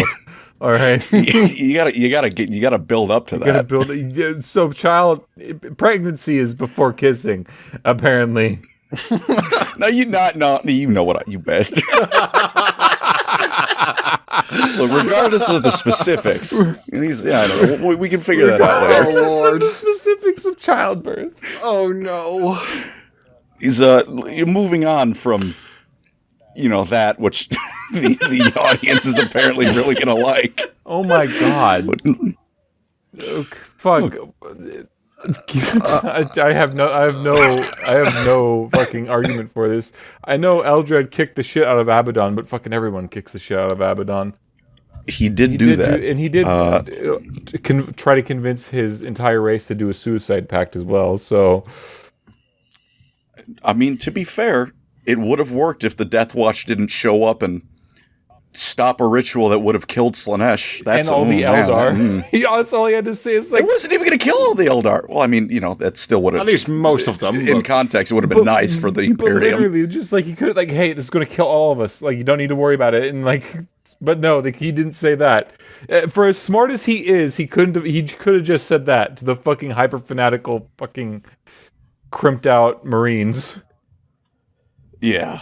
Teclis, like, Eldrad plots, like, every now and then, they're kind of like an inverse, like, Eldrad, Farseer, they're all about the plotting and the reading the future and stuff. Every now and then, Eldrad just drops in, like, oh, by the way, I calmed down the entire warp so the Imperial Fist could get back to Terra during the War of the Beast. Don't worry about it, I can just do that.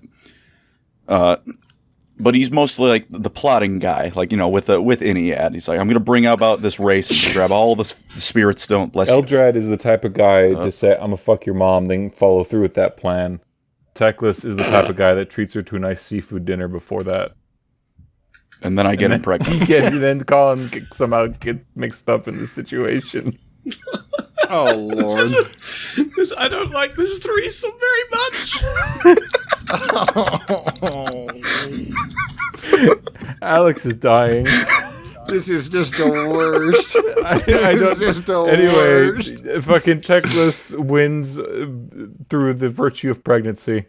The virtue of There's pregnancy. no Well, argument.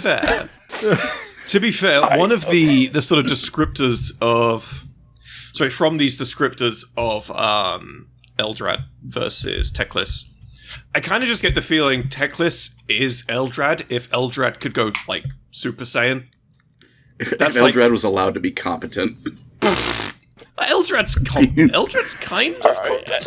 Eldrad is competent, but he's in 40k, and the people who like elves at Games Workshop do not write for 40k, is a theme you will notice in fantasy. It's really interesting you say that, because like literally last night, quite literally in the last 24 hours of recording this, I suddenly started to give a shit. After years, finally, I started to give a shit about the Eldar as a faction. I've been trying to convince Tom to pick a Xenos, and it's finally fucking stuck. And so, like, after all this time, I finally give a shit. And after all this time, I finally take a good, long look at their roster and realize, wow, this is dog shit. Yep. Yep. This shit is fucked. Why is there fuck all here? Like, I can understand the Leagues of Votan having fuck all, but why do the Eldar, one of the most important factions outside the Space Marines, that has been around for a literal fucking eternity, why do they have fucking nothing? Literally nothing. Like, what they do have, half of what they do have is older than Aaron. Why is that a thing? The fun fact, in America, when you, I believe it's 25, when you hit 25, your car insurance rates go down. A significant number of Eldar models get cheaper car insurance. So dumb. It's so Warp dumb. Spiders are 32 years old. They're almost old enough to run for president. Holy shit. What the fuck? Hold on, yeah, I'm Googling it. Warp Spiders release date. 94. Yeah, I believe. Or is it 92? Warp Spiders were first released and are in 1994 and are still in circulation. I want the month. I want the exact month they were released so I can fucking... April. Oh, They're yep, over 30 years old. Wow. Yep. What the fuck? Yeah, And whereas... you know what the dumb thing is? They're actually one of the best fucking models in the Codex right now. They are disgusting. This is not But their kosher. models are also disgusting. This is not. I'm not happy with this. That is... I'm not. Yeah. Although to be awful. fair, I'm not going to say their models are like good, but for models that are that old, they're not terrible. Yeah, like the they've Space helped, Marine yeah. equivalents of models that are that old are deep fried beyond all recognition. Yeah, that is true. They've... For how old they are, they've held their age very well, but you can still see their age. Oh yeah. They look old. I mean, they are literally older than me, and they look it. Yeah. But, Eldar pregnant, going back. No, not going back to that. thank Hey, God. can we get some fan art with like three No, keywords? no. Pancreas, no work. Eldar, and pregnant. Can we just get those? Can we get just those three No. keywords? Oh, fucking... What's that one? Pervy Dwarf. Yeah, they're going to do that one, I think. If they don't, they've disappointed me. Oh, Lord. Give me my Teclis, please. Oh. Anyway, with the mirror thing. We're I out here was studying the first Rule 34 fucking Pancreas no work. Like, I feel the Hey, man, integrity of my someone's been the channel first time falling. Someone's got to do it. Someone's got to do it. Downfall, Dutch. This is the rise. Dutch, you've been fucking going down for a couple months now. Yeah, it's just We're getting trying to worse. get you out of there.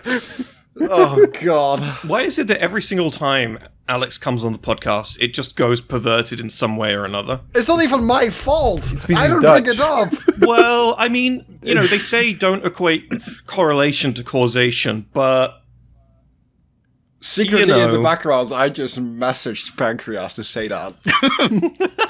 You know what, Dutch? I'll come to your defense. I brought up the Teclis M-Preg all by myself. no, you cannot be creating slang for this fucking event He already. didn't create that. That's a horrible term that's already that's online. been around for a couple the of years. Teclis Emperor. Well, not Teclis, Empreg. but that awful term. Yeah, Lord. Christ. All right, boys, I'm moving us on to the next one. I'm not even asking for who wins probably this good one. vote This, Teclis. this one needs to fucking change. I'm gonna eat my own skull if this gets this bad Morathi's again. not far off. You think it's Alright. going to get any better We than finally All right, then reached the next one I we really hit like. an I really hour like and this 40 next one. minutes. We've reached the midway point. Good job, everyone. Let's I go. really like this next one. I really like this next one. This next one, what I came up with, because this was the only one that I suggested, and I felt like a really smart man. This is none other than Belakor versus Belakor. I think it's gonna have to go to Belakor, honestly. I think it's gonna have to Belakor go. wins. I mean, honestly, yeah. Actually, no. Fucking Belakor is just gonna get sideswiped by Vashtor at the last second anyway. So Yeah, but It is funny. I will put it this way: Belakor in Total War is voiced by none other than Richard Armitage. Richard Armitage, if you don't know who that is Thorin from The Hobbit. And that's just a fun little bit of trivia to throw out there. That as I noticed when I heard the voice lines, I was like, And I don't know if the audience has picked up on this, but most of my friends know this. I like to spend my life on IMDb. As soon as I watch something new, I will just Google who's involved. And I don't know, it just put a huge smile on my face, the sort of Richard Armitage transition to voice acting after doing a couple of movies. Because he was also Belmont in the first Castlevania series. the fuck. oh, Yeah. really? Thorin Was he? Oakenshield? Oh, yeah. You know, fucking- Wow. Think about the Yeah. Oh, wow. Did not put That's that cool. together. That's Yeah, well, sick. a bunch of British actors have done that in recent years. Oh, God, like he's the British. guy from what was that series that started off okay and then just went really bad? It was based off a book series. The Walking Dead, No, book series. The Game of like Thrones. Game of Thrones. no, that was. No, it was the target audience was teenagers, predominantly teenage girls. Aspen Hotel. Oh, man. My girlfriend really likes Husband Hotel. I'm not shocked. No, it was the one where it's like JoJo's where you Bizarre get to a certain Adventure. age and you get split into like one of four groups of people. The Hunger Games. Oh God, Yeah, you know the one. The Divergent series. That's the one. Oh, Anyways, Divergence. Yeah. the guy in that did the same thing. The main guy in that did the exact same thing. He I never was also in Castlevania. I don't. Was he the fucking gay vampire? He was the twink Forge Master. You just said you can't say that. No, I didn't. You fucking. You just activated Linky's activation phrase again. In fact, you've activated half the server's activation phrase. Oh, Lord. Anyway, fucking. We're You an sending elf mixed twink? signals. Sorry, let's get back to the topic. So, a Belakor versus Belakor. It's Belakor. Belakor Belakor. wins, but one Belakor is the dad of Archeon and the other isn't. Well, is it? He's Well, I mean, his model kit is the same model kit for both Fantasy, Age of Sigmar, and 40k. So, I mean, there's the thing that where people think the fucking settings are whatever. It's Belakor. My brain hurts. I guess he's infinitely more competent in Fantasy and Age of Sigmar than he is in 40k. Yeah, and does he? What does he do in He 40k? fucks with 40K, Vashtor. In 40k, his like, I mean, maybe there's some older 40k lore that I don't know, but in recent years, all he's done is fuck with Vashtor. Literally, in Vashtor, He's kind of like I don't know Fair what he's enough. like in Fantasy, but in 40k, he is truly a slave to the will of the four Chaos Gods combined.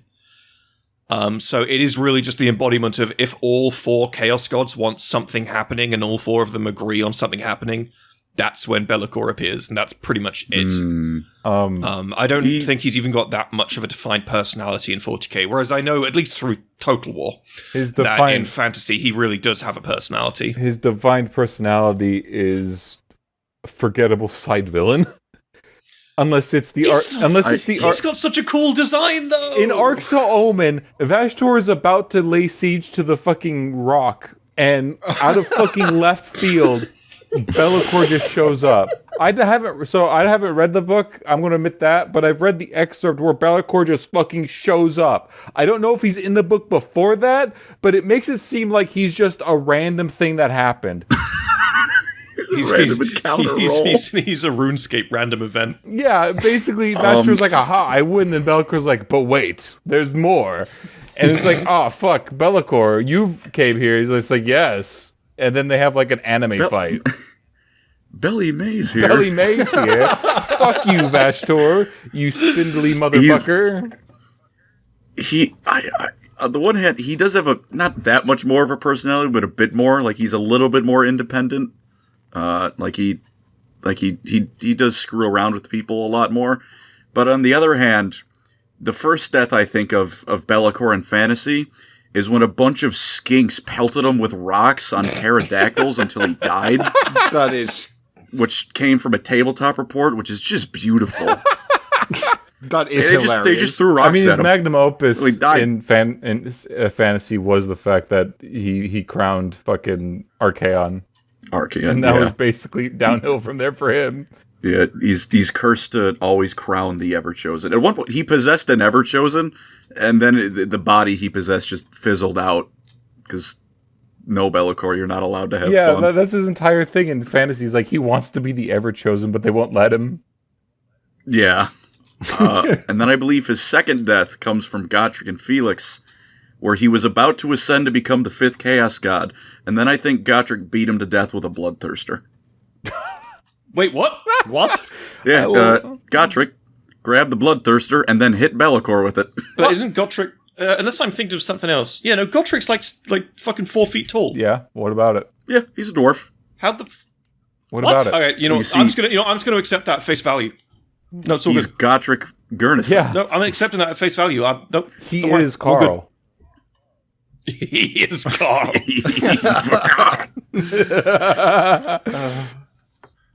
And so, on the one hand, a bit more personality time to shine. On the other hand, he keeps dying in really funny ways.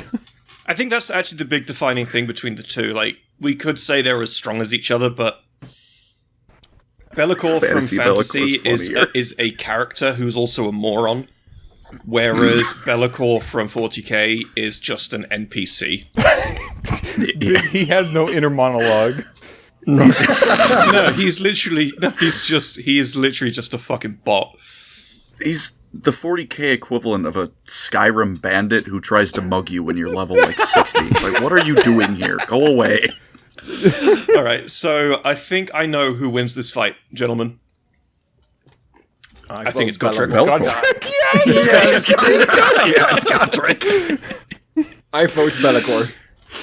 No, fuck you. I vote Gotrek. Right. I'm going to get Gotrek to beat you to death with a fucking Ford F-150, Alex. Oh, man. Okay, moving on to the next one. So the next one is literally just the snake meme.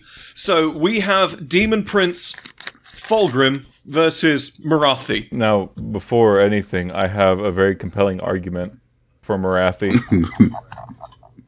Fulgrim is addicted to fentanyl. Morathi is a goth mommy.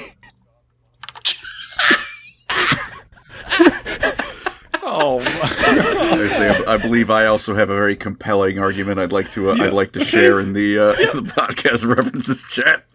Oh no. Oh, yeah. I don't think I can safely put that on the screen. That's just her model in Total War. Yeah, I know, but the YouTube censors will kill me. I don't trust them. You got a fair point. I don't trust them. I'll put it on the screen. Kill me. Yeah, but the black ball will make it look even worse. That image is a thumbnail I use for a video. Oh god. Well, not that specific, but the same outfit. God. Oh, it's fucking... What I bet that video fucking slapped with a thumbnail like that. Well, it had an Adam and Eve sponsorship, so it's talking about sex toys. Why haven't we had an Adam and Eve sponsorship? Oh god, you have standards. We had a Raid Shadow I wouldn't Legends be so sure about that. I've known Tom for years. This man does not know the meaning of shame. Oh, my man. I believe I can sum up my argument thusly. I would never want to ever interact with Fulgrim, ever. But the Dark Elves, of whom Morathi is like the second main leader character, have these thing called Black Arcs, where they're like slave raiding vessels the size of cities that go out, raid people, and bring back slaves back to Nagaron, where the Dark Elves are. Yeah. And if I had found out that it was going back to where Morathi is, you could not keep me off the Black Arc. One of the Dark Elves like, no, it's full. You're safe. Like, no, please. I will also say another thing between the two. Fulgrim stabs. Yeah. Sorry, was that a sentence that had an end, or was that it? What happened? I'm just going to say Morathi has very strong family values. Oh, okay. All right, moving on, because Red cannot be trusted. So, I'm just going to say Fulgrim stabs his sons, and Morathi does other things.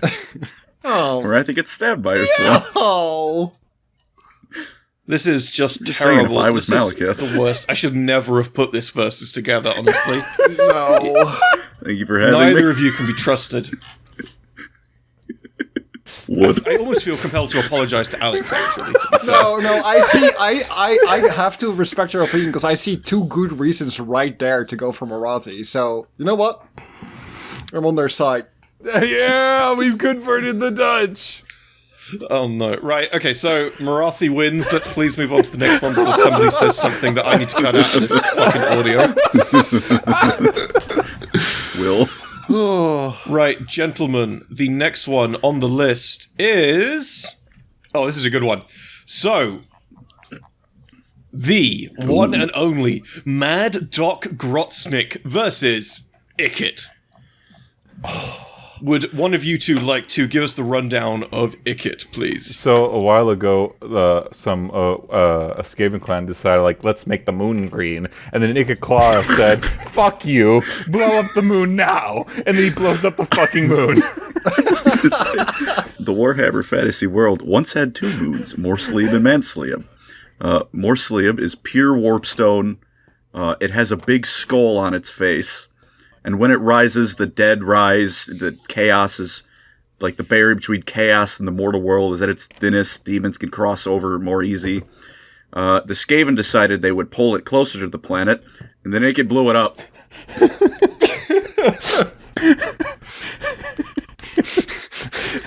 Fantasy setting. As a reminder, fantasy setting. Blew it up in a fantasy setting. Imagine if he had fucking shit from 40k. What he could accomplish. He built a Death Star. Blow up the moon, why not? He fucking sent a Skaven to space to fuck with the world. And it worked. He also shows back up in Age of Sigmar. Only briefly, but it's a Skaven who's so old he doesn't remember his name, but he thinks it went like Ikrit. Which you'll notice is Ikit, but with an R before the I. Wait, so this guy survived the end of the world? Somehow. Bruh. So did Thankful. Good old Thankful. Look, the funny little it is rat. my headcanon that when the world blew up, Sigmar was just floating in space on a fucking giant rock. Like, desperate for something to interact with. Not even headcanon, that's what he was doing. It's not even headcanon, it's just actually what was happening. Like, he was just going mad, like, what the fuck? And I just imagine Ikit Claw on his little fucking pod, like, fucking scootering around in the emptiness of the void. He's in his sand drop pod, but it's shit and awful because it's Skaven. You know that sound that the Jetsons cars make?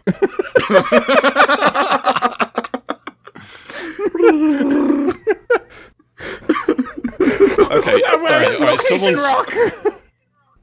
Alright, somebody's gotta represent Grotsnik.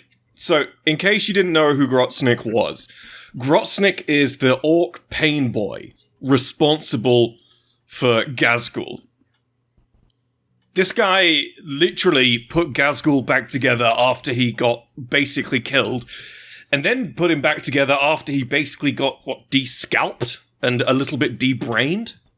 The original story is absolutely beautiful, with Ghazgull just walking into Mad Dog Grotsnik's tent, holding his brains in his hand and just going like, "Oi boss, can you put it back in?"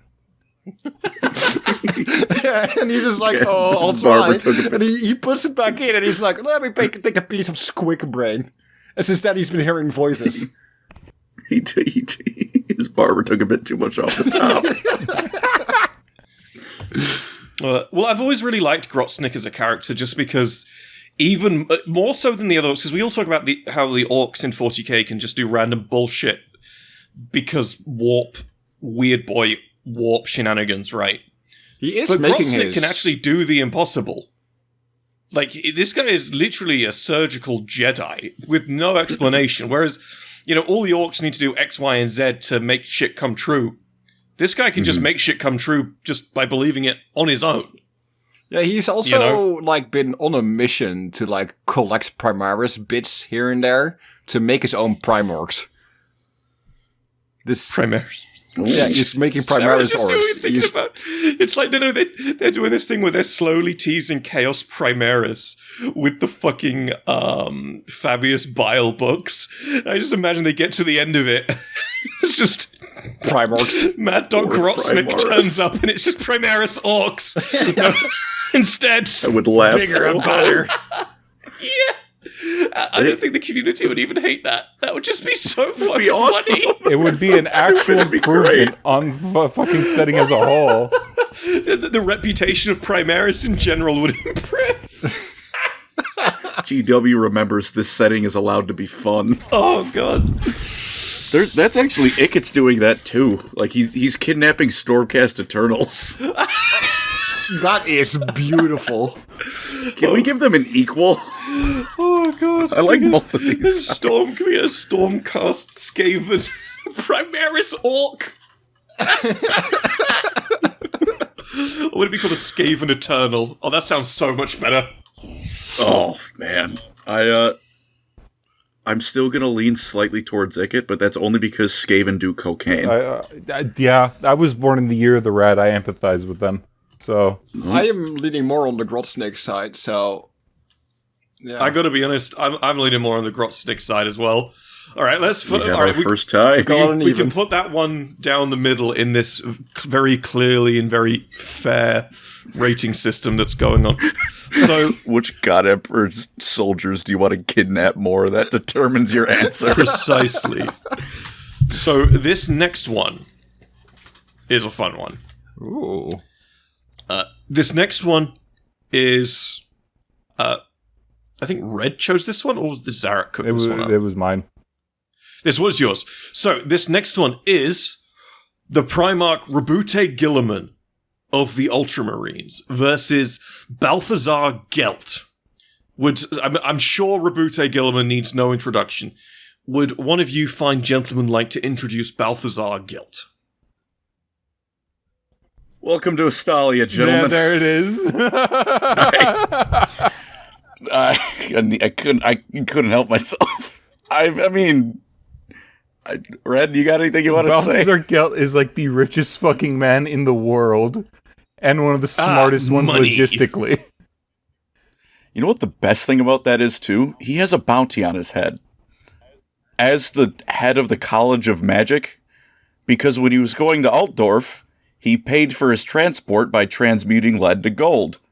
That wasn't a permanent spell. Oh. You scammed him. So, he scammed him. So he's got a bounty on his head, and he's one of the most influential people in the Empire. That's already given him points for me, because that's funny that the richest man on planet is scamming taxi drivers. Plus, he's like best friends with fucking Karl Franz. Yep. They moved him over in Total War 3. They moved him to Warhammer Vietnam because the memes have become reality. He's lore of metal. Shamon, I believe. Plus, he wore Stormcast death mask before it was cool. True. That's true. He had the golden face mask before it was standard army design. He's even back in Age of Sigmar. Balthus Arum.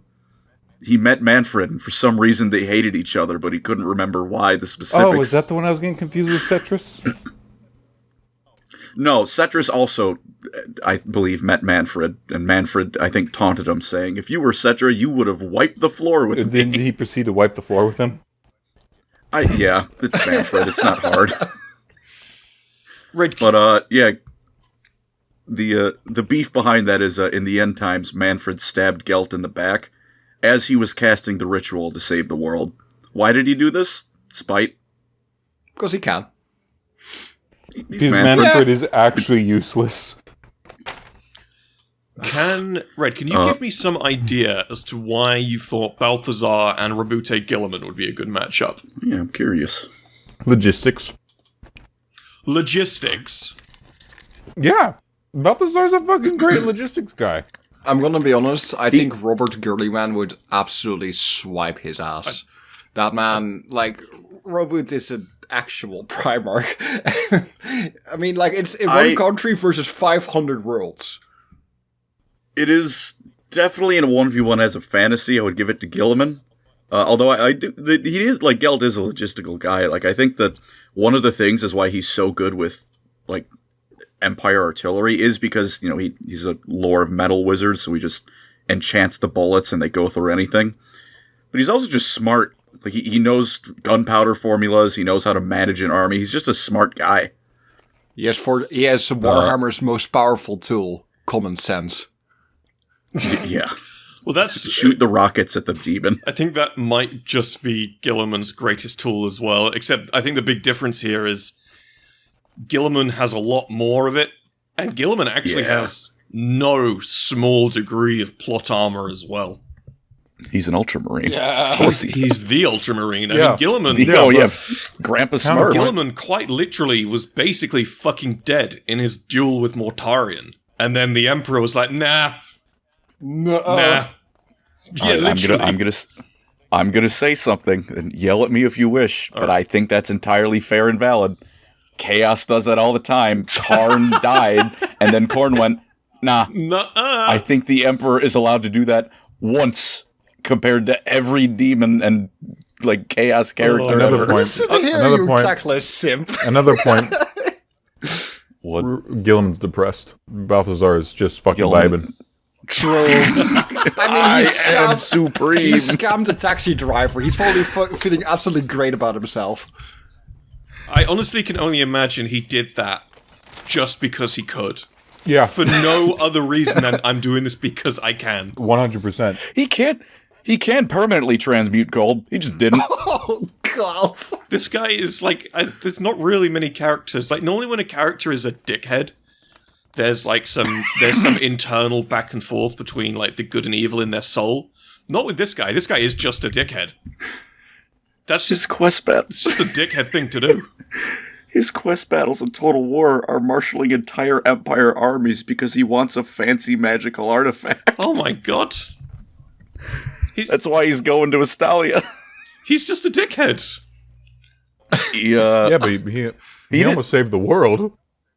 Yeah, if he didn't get stabbed, he would have saved reality. I refuse to believe that was altruistic. He almost certainly wanted to save reality so he could continue to amass wealth. 100%. I mean, still saving the world.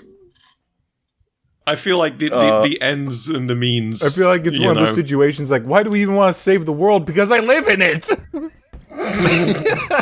How can I be richer than everyone if there's no world to be rich in? You know what the best part is? When he came back as a Stormcast, he did it again. There was this city, like, it was either they were like rebelling, and they were incredibly wealthy.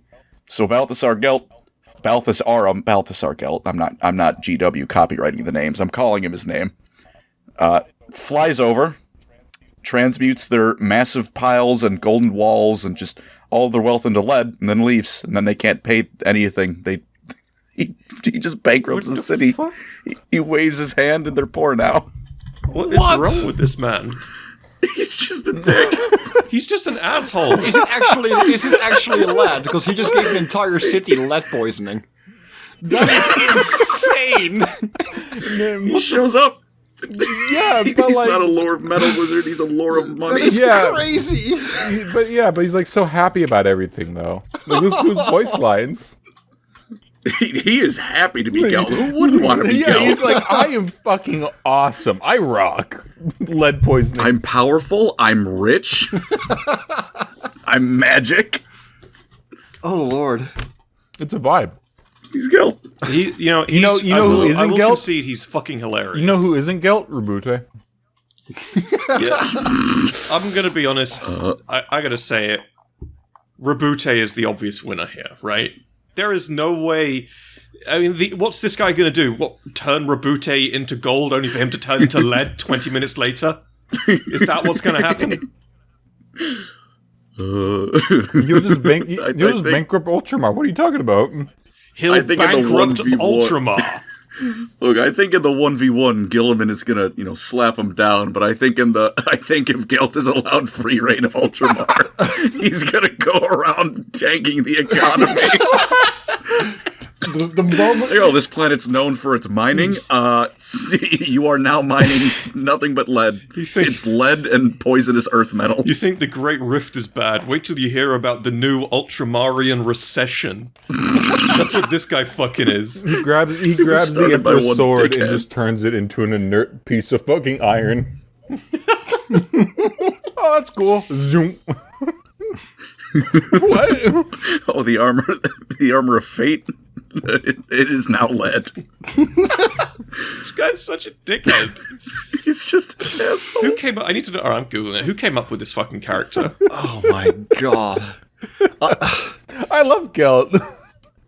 I think the one thing that Guilliman would lose on is that he just wouldn't imagine Gelt to be such an absolute prick about it. He's not a prick about it. You can't predict someone so upstuck about themselves. I love that. He expects a magical duel, and then Gelt just steals his wallet and leaves. And just turns his door to lead for good measure. I like to, how, when Guilliman came back, all the Ultramarines were, his just stuff he would use every day was, sacred relics to them. Yeah. Guilliman's pencil was, this is the pencil of the Primarch. I like to imagine, while Guilliman's still in a coma, Gelt walks up and just transmutes Guilliman's entire office into lead and copper and walks out. Do you think he does that Full Metal Alchemist thing where he claps his hands?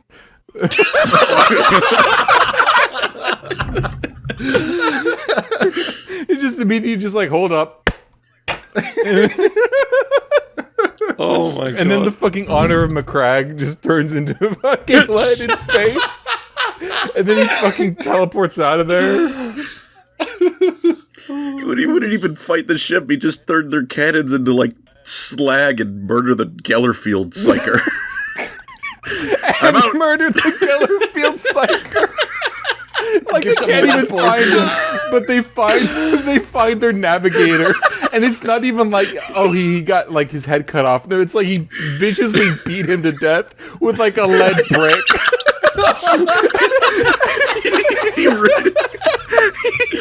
Balthazar Gelt doesn't fight by combat. I'm just imagining this guy's answer to fucking everything is that.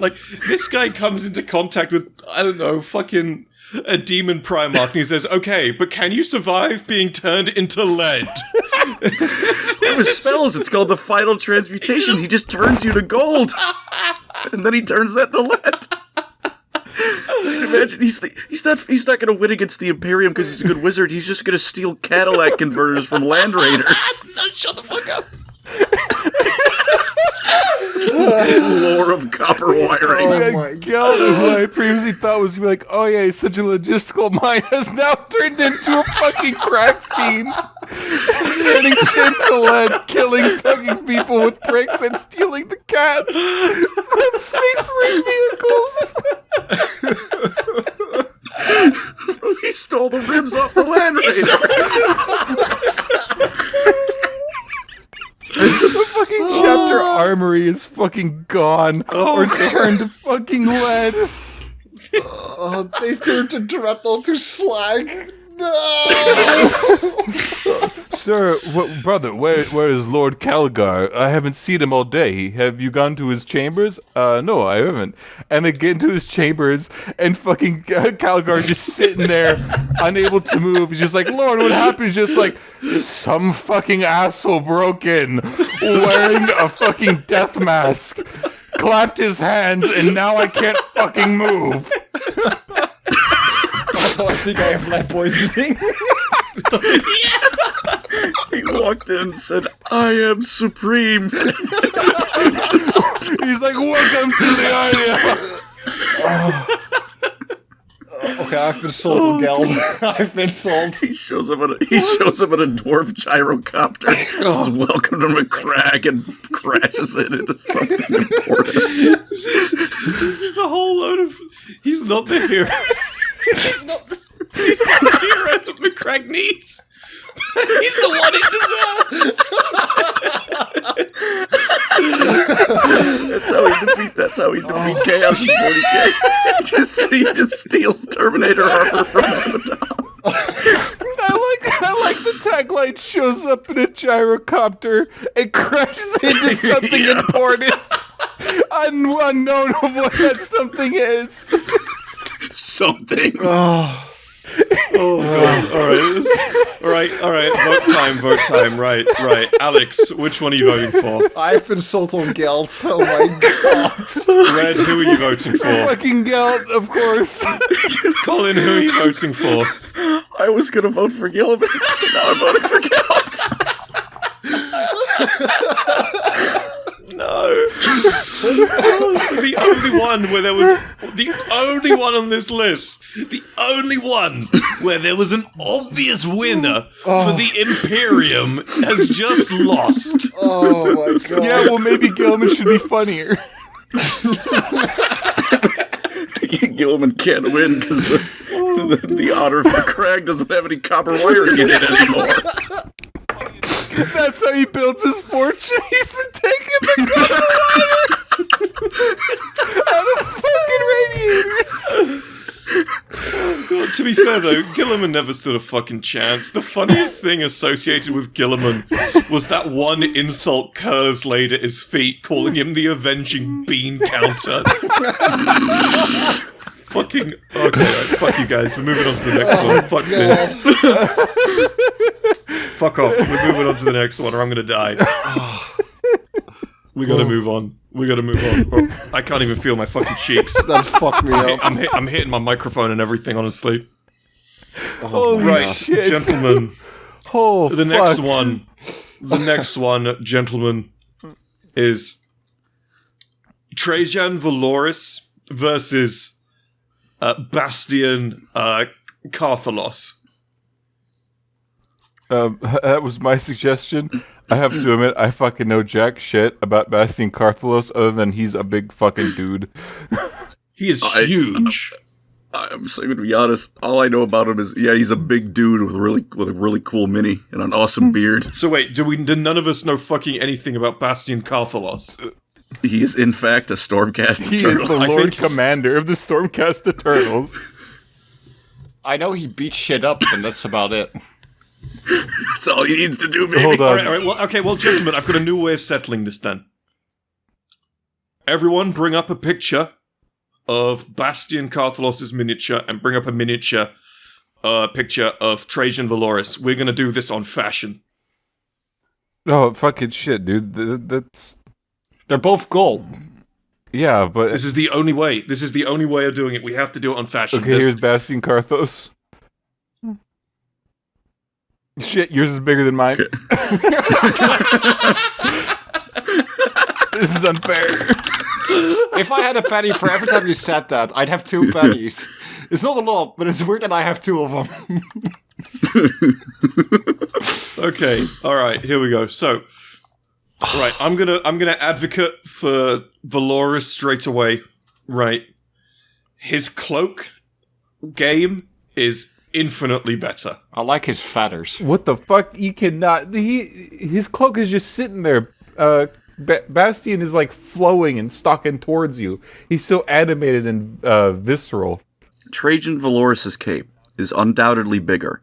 I will not fight this. He's got the bigger cake. No cape fucking cake. way. I have both those models. Cape, Bastian is Did you bigger. just say cake? I would say whatever. CAE, and let's change the third letter. Whatever. Bastian Carthalos' cape is blowing in the breeze left behind by the sway of his massive Stormcast dick. Jesus Christ. Because he is simply Sigmar's strongest hammer guy. So, okay, Second. Because we're all inept and we didn't do reading beforehand, I have something here. Bastian Carthos, also known as the Thunderborn, Castellan of the Heavens, and Bastian the Late, is the Lord Commander of the Hammers of Sigmar Stormhost, which are the Ultramarines of the Age of Sigmar dudes. Yeah. He led a tribe during the Battle of the Burning Skies. He was the last soul to cross the gates of Azir because he was defending people, which is why he's nicknamed Bastian the Late. Sigmar called upon him, the ninth great bolt, reforged him, blah blah blah. It's just a bunch of generic stuff. There's not really anything. I'm gonna make a biased choice for Trajann because simply I like his weapon more. I think Bastian's, I'm not a big hammer just looks dumb. Are you fucking kidding? You're actually insane. What is the name of these settings, Dutch? I know, Okay, but I just don't hold like on. it. I just don't like the way it looks. Because Dutch is wrong. His hammer's name is called Uskavar the Sunderer. Okay, that was pretty cool. I did not know that. Oh, and it was I'm pretty personally sure created by Trajan's Grudny. is just called the Watcher's Axe. Side point. That is pretty sick, Bastian though. apparently was the last person to hold the line when his people were crossing the gates of Azir, and fucking Trajann Valoris refused to do anything when the lords ordered Guilliman to be taken for trial. Yeah, I mean that's a good thing. That's you say that like that's a bad thing. That's a good thing. Yeah, but he didn't do anything. He's the fucking Lord Commander of the Custodians, and he could have killed them all, like right then and there, and no one would have said anything about it. Nah, he was waiting to see how that power struggle turned out. What? He's a fucking custodian! Yeah, the custodians spent 10,000 years doing 5/8 of fuck all. Yeah, at least fucking Bastian right here was defending his It's home. very on brand. He's a big guy. Big All right, model. I like Bastian. all right, well, let's get back on topic. I will say Bastian has the better beard, True. but Trajann has hair. Oh, and they are both the good guys. They are both. And we know what happens with, I mean, male pattern baldness. No, fucking, one's a custodian. They are not good guys. Stormcast are actually good people. That's actually a really interesting comparison to make, because Stormcast actually, well, No, you I have don't know to. if all of them are. No, unless you're that one storm host that murdered like a whole lot of people. Well, you say Don't that, but worry we about also that just one. talked about Gelt turning the entire city to lead, only for them to get lead poisoning. This is true. Yeah, but He that's not a Stormcast thing. Yeah, that's that's Gelt. just Gelt. That's just what Gelt does. Just Gelt things.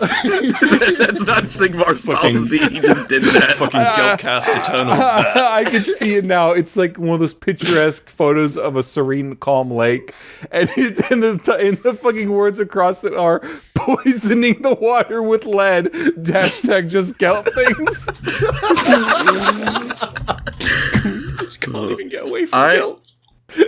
Okay, I'm gonna say my vote on the drip is Carthalos for two. One reason is at least on brand for Warhammer. The other is completely not Trajann Valoris' fault, but I can't stop thinking about it. Okay. The thing going in favor of Mr. Stormcast is that I like the purity seals. I wish there were some purity seals on Trajann Valoris' armor. Bastian Carthalos, he's got the flowing purity seals. That's awesome.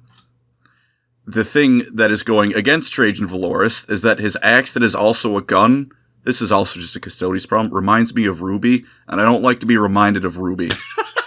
Rooster Teeth. Fair enough. I just Abomination. I just like the big fucking medieval dude with a hammer more than the fucking overhyped janitor. I do really like on Trajan's, like that I just now noticed, he has on his glove, he has like the Thanos stones. Imagine painting those up as the Infinity Glove. Yeah. Those aren't would be sick. Thanos stones, you fucking gink. Those are just studs. Those are the metal studs keeping the leather Why are on there there. crystals on this? There's not crystals on there. I need to zoom in the They're image just more. metal. No. Those are the stones left over, so when Gelt turns his armor to lead, he has something valuable left. Listen, Carthanos is on the same side as Gelt. I do see what you mean, Dutch. Yeah. Just a little All right. detail I I noticed. do, I do like that. I do have to say that Bastian has a bit more grip than Trajann overall. This is the thing, right? I like the majority. I mean, actually, I still read about this a while ago when he made a kit bash using Bastian's parts. Ooh. I like the absolute vast majority of his model. I think he's got the better base by far. I mean, there's no even comparisons. He absolutely has the better base. But Yeah. the thing on Bastian's back just looks goofy as hell. It just looks so clunky compared to the rest of how elegant his model is. You know? It is a little bit like just kind of there. It's the GW thing where they make 80% of a great model and then bolt something weird onto it. Yeah, I mean, well, this is the thing, though. Trajann doesn't have that problem. No. You could argue the feathers are that thing, but the feathers actually kind of slap. I think Trajann looks good, but I have a few problems with his pose, and I think this is actually really symptomatic of a lot of the Custody stuff. Like, if you have a look at the new Custodes, what's it called? The new Custodes character that just got released, he's actually got Leagues of Votann proportions, and it fucks me up. It really fucks me up. Oh, yeah. You know, I don't like it at all. That is... And to be fair to the Custodians, the Stormcast, like the first Stormcast, I did like how they looked, but they were the fat cast Eternals. They were some hefty lads. Like, Bastian Carthalos was like one of the first, like, of the new wave where it's like, okay, they're not brick shaped. Yeah. I think Carthos is brick shaped. He's just brick shaped in the right way. Well, he's brick shaped because he's built like a brick shit house because he's the muscle mass index of that man is off the charts. Here's another point. On the tabletop, fucking Trajann will blend in with any Custodians. You fucking know who Carthanos is and where he's at all times. Yeah, that's fair. Yeah. He is making his presence known with his JoJo walk up to you because he can't beat the shit out of you without It's getting actually close. a JoJo walk, unironically. All right. Let's cast some votes. Alex. I have to give it to Bastian. Okay, one for Bastian. Red. Bastian. Colin. Bastian. All right, so the Custodian goes in the bin. Right, wonderful stuff. Next up, we have... Yar. So here we have another... Yar. We have another one, Mimetes, from Pancreas No Work. And this is... Luthor Harkon and Luft Huron. And I'll add, before we get into this, when I posed the list to Colin and was like, you know, if you want to add something to it, just fucking add something to it. He said, he literally just said, Luthor Harkon versus Luft Huron pirate fight. Now, is this are we doing Luft Huron or are we doing Huron Blackheart? Let's do Huron Blackheart. That guy's a lot more piratey, I think. Yar. Yar. Great. Yar. Fucking cue the fucking Patron check going part of the ship, part of the crew. Funny. No. We've got a thing in the patron chat. It was anytime anyone joins the AA patron and they make their first message in the patron chat, it's just the spam of the part of the ship, part of the crew gift. And it's really funny because I don't mind it. I think it's wonderful. I think it's lovely and wholesome. And sooner or later we'll do a patron game of Sea of Thieves or something, right? But for some reason, it really bugs Red whenever anyone posts part of the ship, part of the crew in there. Right, gentlemen. Luthor Harkon, Luft Huron. Let's go. I know. Luthor Harkon. Sorry, you go. You know more about Luthor Harkon than I do. He's either a random necromancer from the Empire who became a vampire, or he's one of the first vampires and therefore one of the oldest beings in existence. He doesn't know. He doesn't care.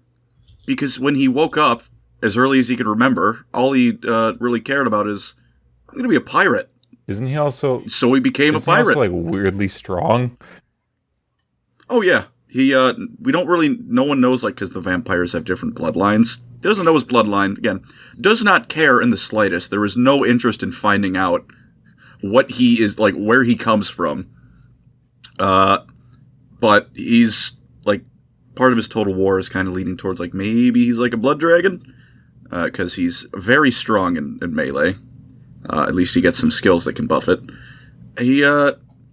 his entire reason he is powerful is because he luxed into an infinite army.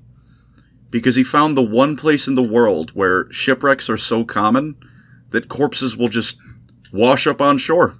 Whole ships, doesn't matter. So he just keeps collecting corpses and raising them from the dead. And just has amassed the largest fleet in the Warhammer world by like a factor of like 10. Like, it is absurdly huge from every era of history and shipping. And he just does that he just uses it to bother the lizardmen. He doesn't do anything else. He just bothers the lizardmen. I do know in Total War, if he picks up the Sword of Cain, it's basically like free damage because the debuff doesn't work on him. Nope. What? He's, like, the public order penalty doesn't matter from the Sword of Cain because it vampire corruption handles that. Yeah. The relations penalty doesn't work because you're a vampire and everyone hates you, so it's completely irrelevant. Yeah. And the upkeep doesn't really matter because Zombies. vampire units aren't that expensive. Yeah. Yeah. And most of the lords you can get like have upkeep reduction buildings, so oh no, who cares? He's insane because when he was stealing stuff from the lizardmen, one of them shattered his mind. This did not stop him in the slightest. He just steals more lizardman stuff. Every now and then he falls into a bit of a coma. Then he wakes back up and goes back to killing things because his personalities fight for control of his mind. Oh, sweet. Just literally me. And I believe the ultimate thing I can say in his favor is that he has a sea shanty. I don't see Live the Blackheart having a sea shanty. This is true. This is true. The thing about Huron Blackheart, though, is his greatest strength as a character and his characterization is less in... Yeah, but is he this dripped out? He's not that dripped out. I don't know. I mean, that's an opinion-based thing. I think he looked better before he turned to Chaos. But that might have to do something with the fact that he lost half his face. But the greatest strength about Luft Huron is not who he is, it's what he's done. In a similar vein, in the record time... 40k standards, he has amassed a fleet that, even the other legions of old couldn't match. He has a strength of will that is literally greater than any other Chaos Space Marine, provably. He committed tax fraud. Yes, he did do that, but he didn't even need Chaos for that. He just did that anyway. But that was a personal choice. And are you really a pirate until you've committed tax fraud? Really? But I can't remember which book it was. It was one of his recent ones, though. He had an inner monologue where he was talking to himself about his pain. Because that one guy from the Star Phantoms basically blew him in half. He is in perpetual agony. He describes it as the kind of agony that the only reason he's able to move past is because of his mental conditioning, and that any mortal who if a mortal was experiencing it, they would just spend the rest of their life on the floor rolling around, basically screaming. And the only reason and furthermore, the reason why he's so great is because any other Chaos Space Marine in his position would basically know that they could be free of that pain by just choosing to worship one of the Chaos Gods. And so even though he's a Chaos Space Marine and is probably based on, as a general, is this second most powerful Chaos Space Marine, second only to Abbadon, he actually has infinitely more will than any Chaos Space Marine because he fucking despises the Chaos Gods and rejects them thoroughly and refuses to even use them. He's only Chaos affiliated by pure happenstance that he just spends all his time in the warp. Yeah. It's actually insane. The guy is just sheer willpower incarnate. I do have something to prove, another point against that. Okay. Luthor reanimates shipwrecks using the flesh of the dead. Sure. But he also got turned into a puddle by Isabella. Sorry, was that your reason? He reanimates the dead. He reanimates a fucking ship. He brings the pirate ship to land. That is true. The pirate ship does come at you. And he can ride on it as a mount. Oh, we're talking about the fucking walking pirate ship. Yeah. These fucking Lovecraftian fucking things. Shit looks straight out of fucking Pirates of the Caribbean. Hell yeah. Yeah, hard. I agree with... Alright, I'm gonna say, I agree with everything you said. Just full stop. It is a personal thing for me, though, that when it comes to Warhammer, I do like, serious stories and stuff. I do like, Gotrek and Felix, Gaunt's Ghost, stuff like that. Yeah. They're phenomenal stories. They're great stuff. But what I love the most out of something like this is when it's just fun and goofy. And, Lorgar Blackheart, whatever, Logan Blackheart. Huron Blackheart, please. It's a separate thing. I can say that I can pronounce Luthor without sounding like I'm dying. But he's it's very compelling stuff. Like when the stuff the High Lords are like, no, we're not funding you. We're not giving you what you want to properly seal this warp breach. We don't care. Yeah. It's very good development. It's a very one of the few 40k falls to chaos big stories. I'm like, you know what? I get it. I see why you did that. And like you said, it's in a way he didn't even fall. He's just in the warp, so it just kind of gets him tainted and stuff. He never really fell. As more of a light bath, really. The light bath of chaos. A small dip. But it's I see that. It's good, compelling stuff. But then I look over, and there's Vampire Captain Jack Sparrow, who calls himself Arch Commodore Emperor King Pirate of the Vampire Coast, who, in battle, will go into such a blind fury that he's either spewing he's spewing gibberish, only it broken up by pirate speech. So he's going, yar, just shooting people with a gun. Yeah. The Queen Bess. Yeah. You know what the Queen Bess is? He just stole a big cannon and gave it a name. That's it. That's his ace in the hole. It's just a big gun he stole. Yeah, well, I'll concede that 40k has, even as a whole setting, has limited, outside of the orcs and people interacting with the orcs and the occasional little things here and there, it has very little comedy and almost, again, outside of the orcs, almost no comedy characters. And even with that in mind, the story of Badab and Luft Huron becoming Huron Blackheart and all the tales of Huron Blackheart onwards, it is entirely without comedy, unless you count him stranding that one Minotaur's company in the middle of buttfuck nowhere comedy. But, a little funny moment. But the thing with Huron Blackheart is that it's a thing that Huron is a character and a storyline that takes itself very seriously, and you get that point across. That he's a very fucking diabolical man, and the pirate guy is, he's funny pirate guy, but if you read his stories, he's actually fucking terrible and terrifying, and he does all that dumb bullshit for his own fucking entertainment. Yeah, he easily has one of the largest armies in the Warhammer world because he lucked into infinite respawning corpses. And he just uses it to raid ships and bother lizards. That is beautiful. And he shows up in the end times, and you know what he does? He takes his bajillion ships and blows up the Tomb Kings with them. He just rolls up. The Tomb Kings have a fleet. They no longer have a fleet. All right, I'm willing. So, I think we need to vote on this, gentlemen. Yeah, I think we do. I'm gonna go first myself. Just because he is one of my favorite all-time characters, I have to vote for Huron.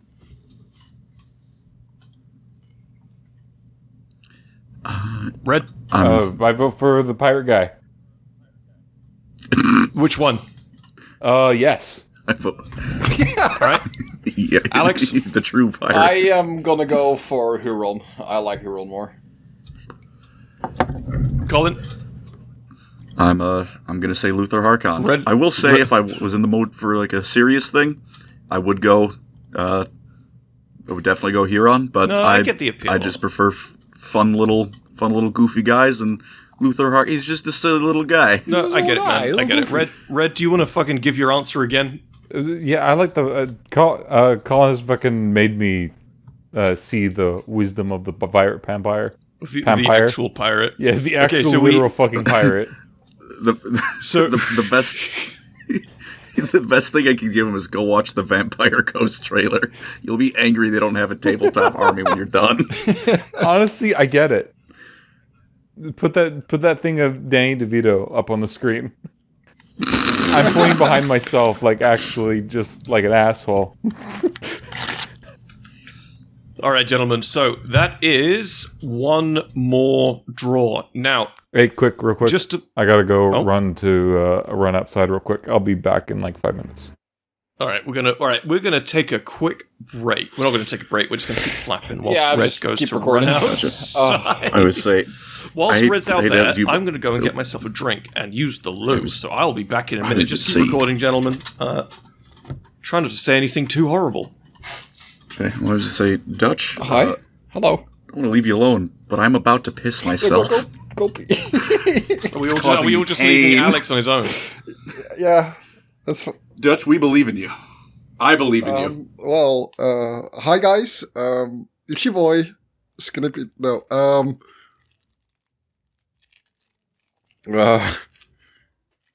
God. Hi. I don't know where they went. Moose is in the milking room. Somebody needs to call 911 or whatever the equivalent is. Please help him. He's been there for 2 days. They haven't fed me for a week.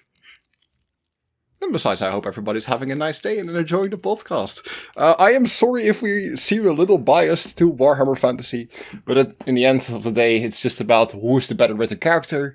It's not just all about power and who can punch the hardest, it's also about who's actually written well, and Warhammer Fantasy does just have better, more cut down teams for that. So, yeah, love me 40k, love me fantasy. Simple as. I'm back. Sorry. Hello. Yeah, I was alone. Did the other two go? Yeah, they left me. Oh, I've returned. Sorry. Nothing burned down. My packages came in today. Oh, sweet. Ooh, what'd you get? Transformers. Hell yeah. Hell yeah. Fuck yeah, All right, bro. I've got. Well, first to say, yeah. You ever take one of those pisses that you've just been waiting for so long that it just doesn't come out because you've got so much piss? Yeah. Jesus Christ. You need to go see a Yeah, doctor. Look, I go to my endocrinologist doctor regularly. I haven't been to a normal doctor in like 4 That's years. something made up. I'm a diabetic. I assure you, it's not. Some sort of subspecies. Yes, there is subspecies of us. Leave us alone. Well, yeah, I know you're subhuman. No, he's a human dead end. Remember? This is all gonna. Are we still recording? This is all gonna be recorded. Yes. Good luck, Tom. But Red, I have something that you might find controversial. I trust me. I am the most controversial person here. It regards the Michael Bay Transformers I will movies, so specifically to actually you. skin you.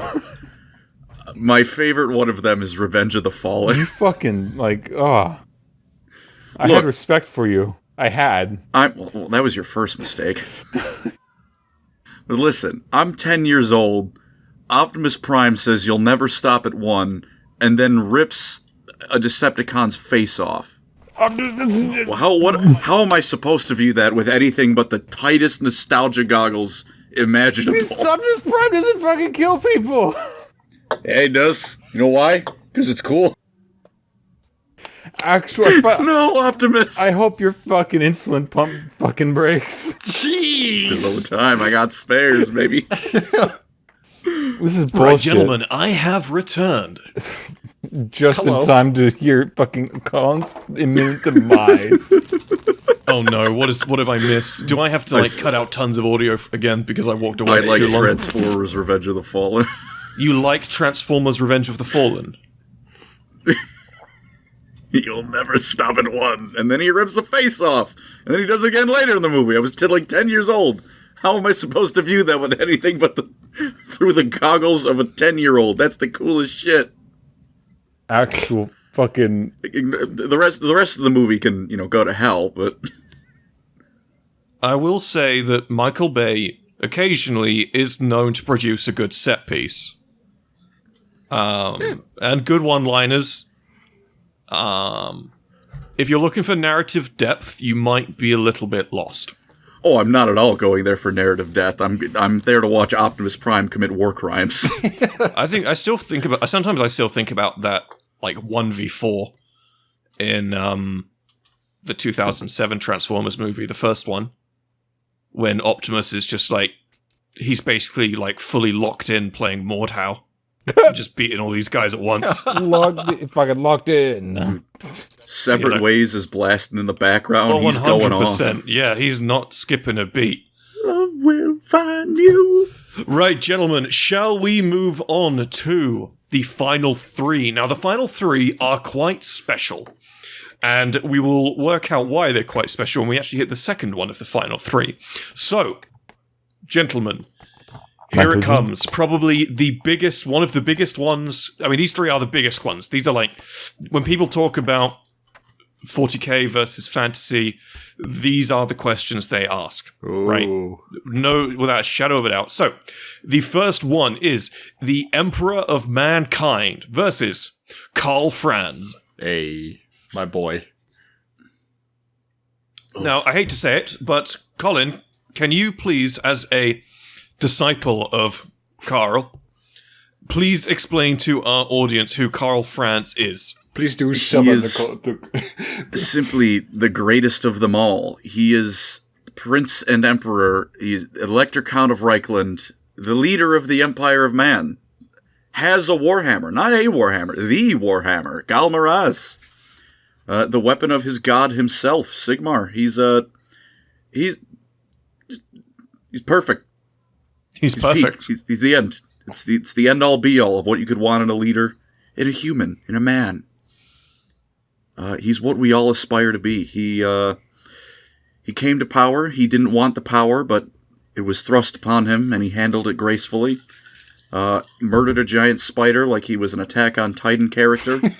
Killed orcs, killed Norskins, kills vampires. Keeps the empire, which is based off the Holy Roman Empire, so good luck getting them to get along, but he makes them get along. He's peak. He's peak.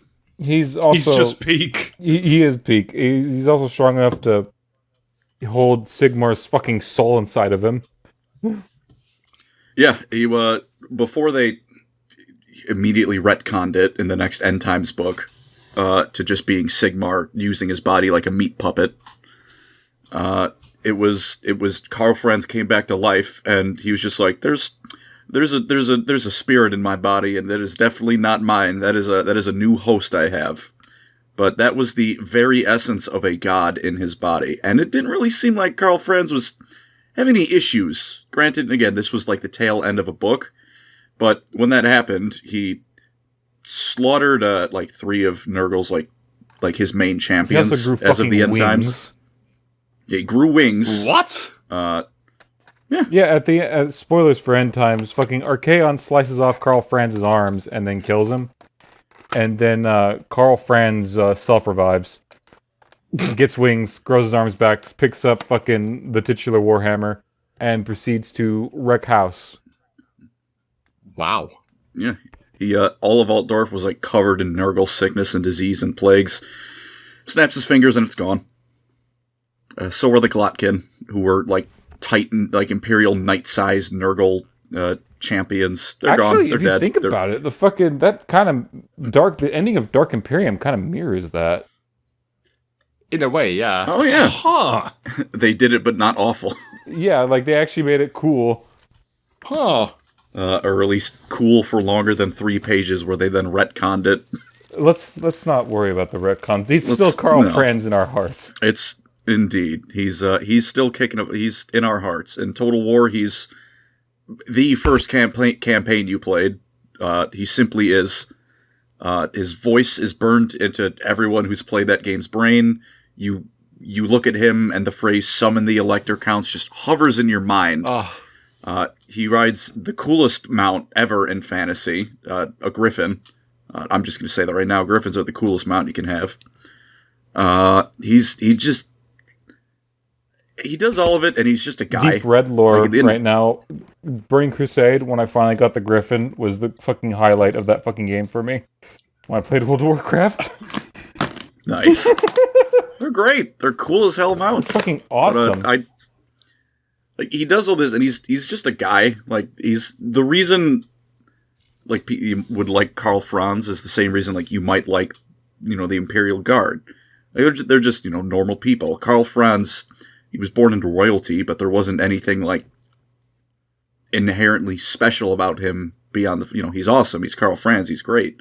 But, there was no mystical 1,000-year-old property or, space marine magical shove new organs in you and make you the best ever super guy. Just gets out there, does stuff, get things done. And he's a genuine, like, I think the most morally good character. I think the most fantastical element about his character is that he's actually a good politician.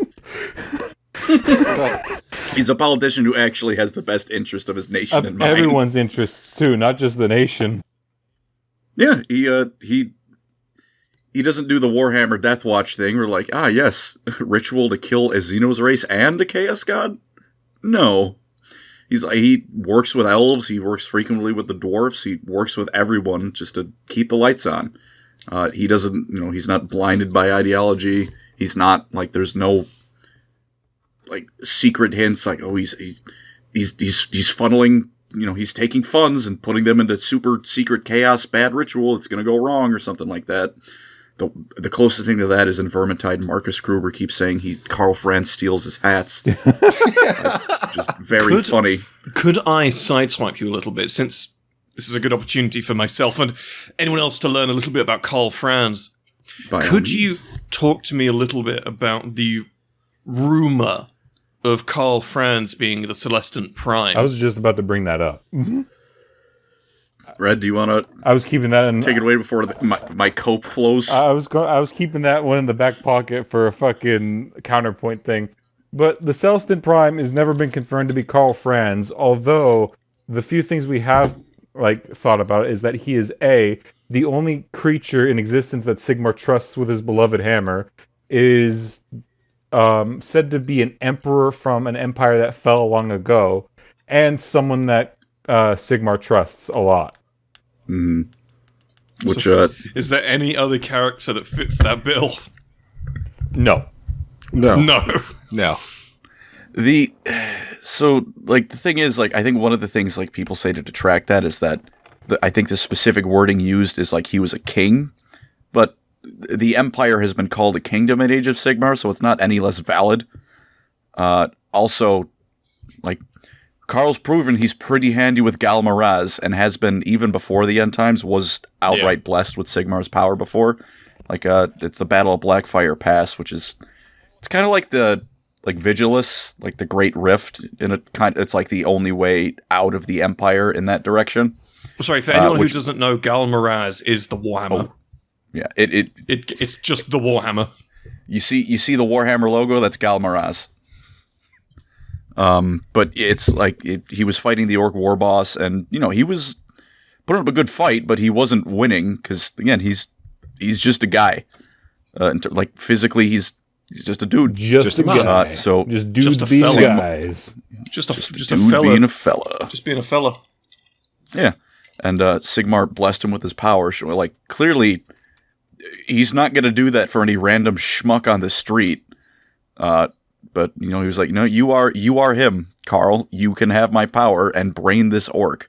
Like, he yelled out, it's also just a cool moment, like, he yelled out the name of Sigmar's tribe, and the entire orc army had flashbacks to Sigmar just butchering his way through orcs, and then he caved the war boss's skull in. Oh, God. There is no other character in Warhammer that deserves the name of John Warhammer. The only acceptable substitute I would have instead of Karl Franz being the Celestant Prime is Felix. It's about time Felix was able to... That would be so out of fucking left field. Oh, it would be completely out of left field, but I think it'd be funny. It's like Felix can finally actually fight on the level he's been stuck at following Gotrek. But no, he's like... when I do like serious Warhammer, I like characters like Karl, because passionate. He's not just, if he does something that like can be seen as dark, like, you know, he's the emperor of the empire. The empire, you know, there's witch hunters, there's stuff like that. He'll do some stuff that's pretty morally gray, but it's not like like the High Lords who decide this entire sector needs to go because, I don't know, they said we can't afford to pay the tithe, so clearly they're heretics. It's you know, he works with people, it's his best interest in mind, he knows what he's doing, he's as morally good as most Warhammer characters are ever going to get. Yeah. Then he goes out and fights. If he does what he has Warhammer to do just to character keep the could lights be on. considered like lawfully good, it would be Karl Franz. Yeah. Okay, well, here's the fun one then. We're obviously not going to match him up physically against the Emperor of Mankind, but we should, between us, just for the sake of thoroughness, talk about the Emperor of Mankind for a moment. Yes. And this could go on for a while, so let's try and keep it simple.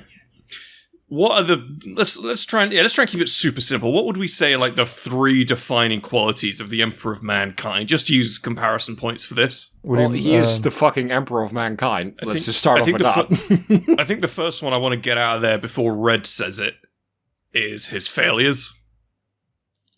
Because the Emperor of Mankind is just kind of crazy because you've got a guy who's omniscient, borderline omniscient. An absolute mad planner. You know, it's crazy that someone can be that intelligent yet make so many mistakes. I think this is one of the big things about the Emperor of Mankind is his failures, right? Yeah. But putting that to one side, I think the next sort of big thing to sort of keep in mind about him is the sort of other side of that coin, and that's kind of his not just his success, but his survivability. Not only has he survived being turned into a throne-bound giga cripple, but he actually survived whatever the fuck came before Old Night. He's survived since the Mesopotamian era.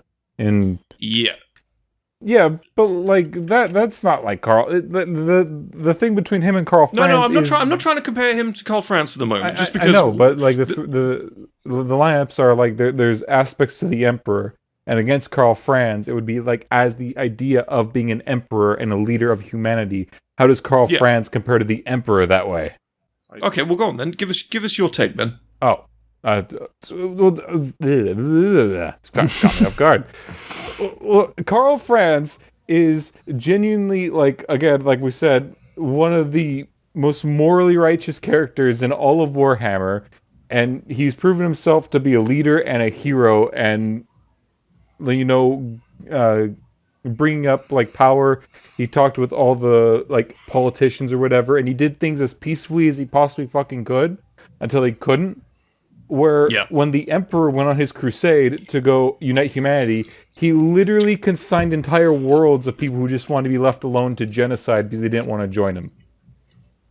He was willing to throw away millions upon billions of human lives for one objective because the greater whole of humanity was more important than the individual. Where Karl Franz is more like, no, these are our people. We shouldn't be fucking throwing their lives away. So, I mean, well, this is the hard one, though. This is the real debate between the two characters, because you've got someone who, and it really comes down to personal preferences. How do you define what is a better empire? Is it a better empire because it's stronger and more resilient and bigger? Or is it a better empire because it cares about the common man more? Yeah, you know, survival versus how thriving. Do you define that? What is the more important part for you? Well, that's I would, honestly, relative to the settings, like, you know, there's the end time. You can't really get away from that. Yeah. But, you know, GW, slight side tangent, everything I love about fantasy, looking at that old World Core rulebook, I understand why they might have moved away from it a little bit. But, like, with that in mind, like, look at the Horus Heresy. There is no equivalent to that in the Empire of Man. Like, there was no half of them screwed off to Norska and became, like, there's plenty of chaos cults in the Empire, but there was never a moment where half of the people under Franz decided, I am better, selling my soul to hell is a better idea than following this man. Well, that's kind of what I meant about the Emperor of Mankind's failure. because that is the result of it. Mm-hmm. And I think even like if you like, there's like the theory like he planned the heresy, right? Like oh god, yeah. Oh lord.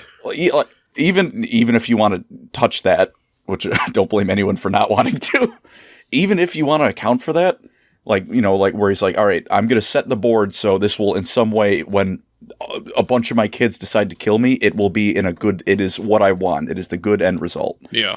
Even with that, in that context, there's still so many things that he completely screwed the pooch on. Like, could have made it so it's like, this could have gone gentler for the Imperium. Like, Angron's always the big one to me. Like, would it have killed you just to send down the 10,000 and kill everyone Angron didn't want you to kill everyone trying to kill Angron? Yeah. Like, he's clearly shown he's perfectly willing to blow a world to hell. And that would, I feel like, ensure, like, his son Angron's undying loyalty. It's like, the people who were doing horrible thing to me and my brothers and sisters, they're gone now. Yeah. He showed he's willing to go the extra mile. Yeah. It would have, like, that's one, like, pretty easy guarantee. All right, now it's, not a 9v9, it's a 10v8. So even, like, in the theory where everything is still going according to plan, he's still failed. Like, things that could have just been done so much easier. Yeah. And I think Angron was going to die anyway at some point, right? So even if the whole point was, I don't want Angron around, I think a dead Angron is better than Demon Prince Angron, who shows up and turns a world into ash. And then respawns every 8 days. yeah, it just comes back anyway. It's like, oh, good. Usually Demon Princes take a couple hundred years. Not Angron. It's been 8 days. He's back. Well, it's quite funny you say that. You say all of that, because this is actually symptomatic of the Emperor of Mankind's biggest problem. Mm-hmm. His lack of foresight. No, I mean, maybe. But lack of humanity? Bingo. But this is not just that, because he has always said from start to finish, I am a man, do not worship me, I'm not a god, I am a man. He's right, he's not a god. But he ain't a fucking man either. He has no humanity. He has none. Period. And it's not just that instance with Angron. There are dozens of others. You could comb through the Horus Heresy to find bits where Primarchs are talking about what the Emperor has or hasn't done. To find other instances where the Emperor could have handled X, Y, and Z differently. You can comb through codexes. You can comb through... a good one will probably be... what's the book? A Master of Mankind. The Emperor isn't a human being. He has no empathy. The only empathy he does have, and this is the crazy thing, this actually says a lot, because this is a really fun point to talk about when doing YouTube shorts, and that's when you talk about cases where the Emperor does show empathy, because that's how fucking rare it is. It's a moment of awe when you talk about the Emperor showing empathy, because that's not part of his fucking nature at all. He has a grand design, and whether that design is for the betterment of humanity is neither here nor there, because it's not for the betterment of humanity as is now, it's for the betterment of a potential humanity. Humanity as it is right now will take no benefit from his future. Humanity 100 years from now will take no benefit. Humanity 1,000 years from now will take no benefit. It is for the benefit of a hypothetical humanity that would be more in line with his own thoughts and beliefs. Mm-hmm. So we call him an emperor, but really he didn't even want to be called emperor, because he knew that wasn't him. Malcador said he should be called a fucking emperor. He just wanted to lead, Malcador set that in motion. He wanted to develop humanity way further than what they were capable of by themselves. But he never wanted to turn the human race into something else. Yeah. And it's kind of fun, because when you make those comparison points between him and Karl Franz, who was the better emperor?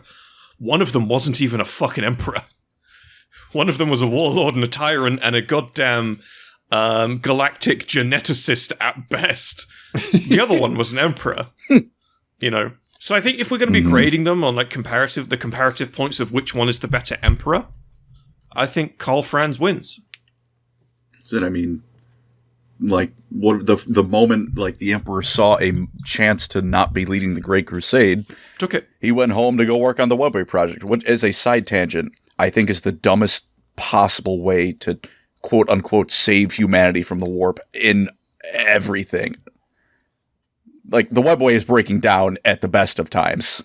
Yeah, I mean, that's it. We could say hypothetically his webway would have been better, right? Theoretically, it wasn't his webway. He was just building off of what was already there. It's like it's just like hypothetically, like, yeah, he could have, like, you move everyone into the webway. The Eldar, who have been using it for 65 million years, can't keep the damn thing together. But even, like, without that, the moment he had his chance, he left. He said, okay, everyone, you guys handle this. I trust you. Where are you going, Dad? Oh, I can't tell you. I don't trust you. Whereas, like, the first words of his trailer in Total War are, I am Karl Franz, and I was born into this world just like you. And then the only moments he's not on the front line fighting is when he's going to grab Deathclaw so he can fight better. Yeah.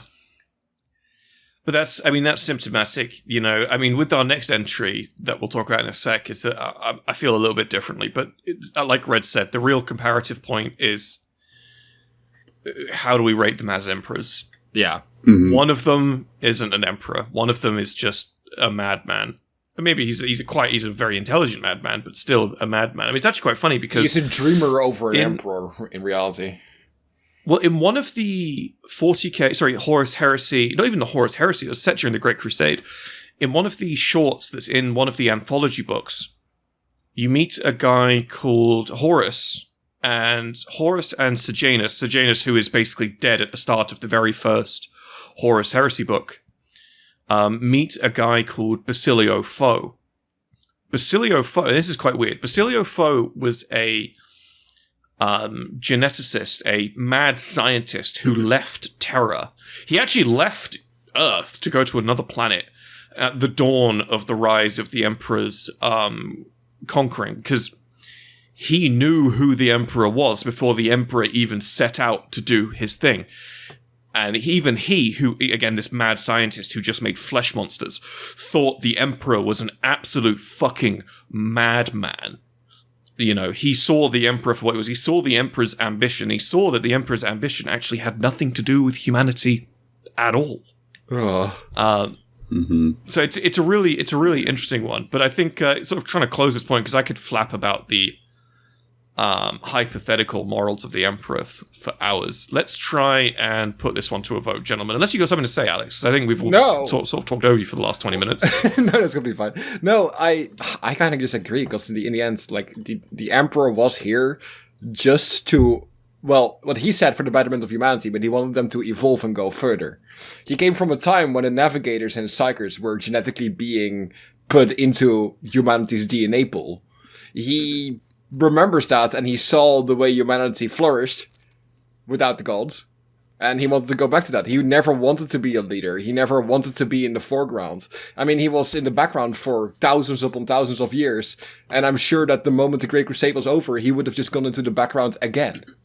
Yeah. I mean, he tried, but, like... Yeah. They didn't really like it. Horus dragged his ass out. Have any of you heard of or read the Zeely sequence books? No. It's this wild sci-fi series written by someone who knows theoretical and practical physics. So there's stuff like, if time travel could happen, like, you know, you go faster than the speed of light, you now have a time machine. So there's some wacky stuff, but there's I think I read excerpts about that. It talked a lot about gravity and its influence on the perception of reality. Yeah, like, there's all sorts of stuff like that. It's much more of a setting and science-driven story than it is character-driven, but there's this race called the Transcendents, and they're basically future humanity who, like, live in their own dimension and have the power to change reality at their will and completely rewrite everything. Like, there's that theory where it's like timelines. Every time, you do one thing or you do the other, that's a different timeline. They were going to merge all of those. Like, I can't help but feel like the Emperor didn't want to rule humanity. He wanted to rule the Transcendents. He didn't want, me, normal people. That's exactly what I meant.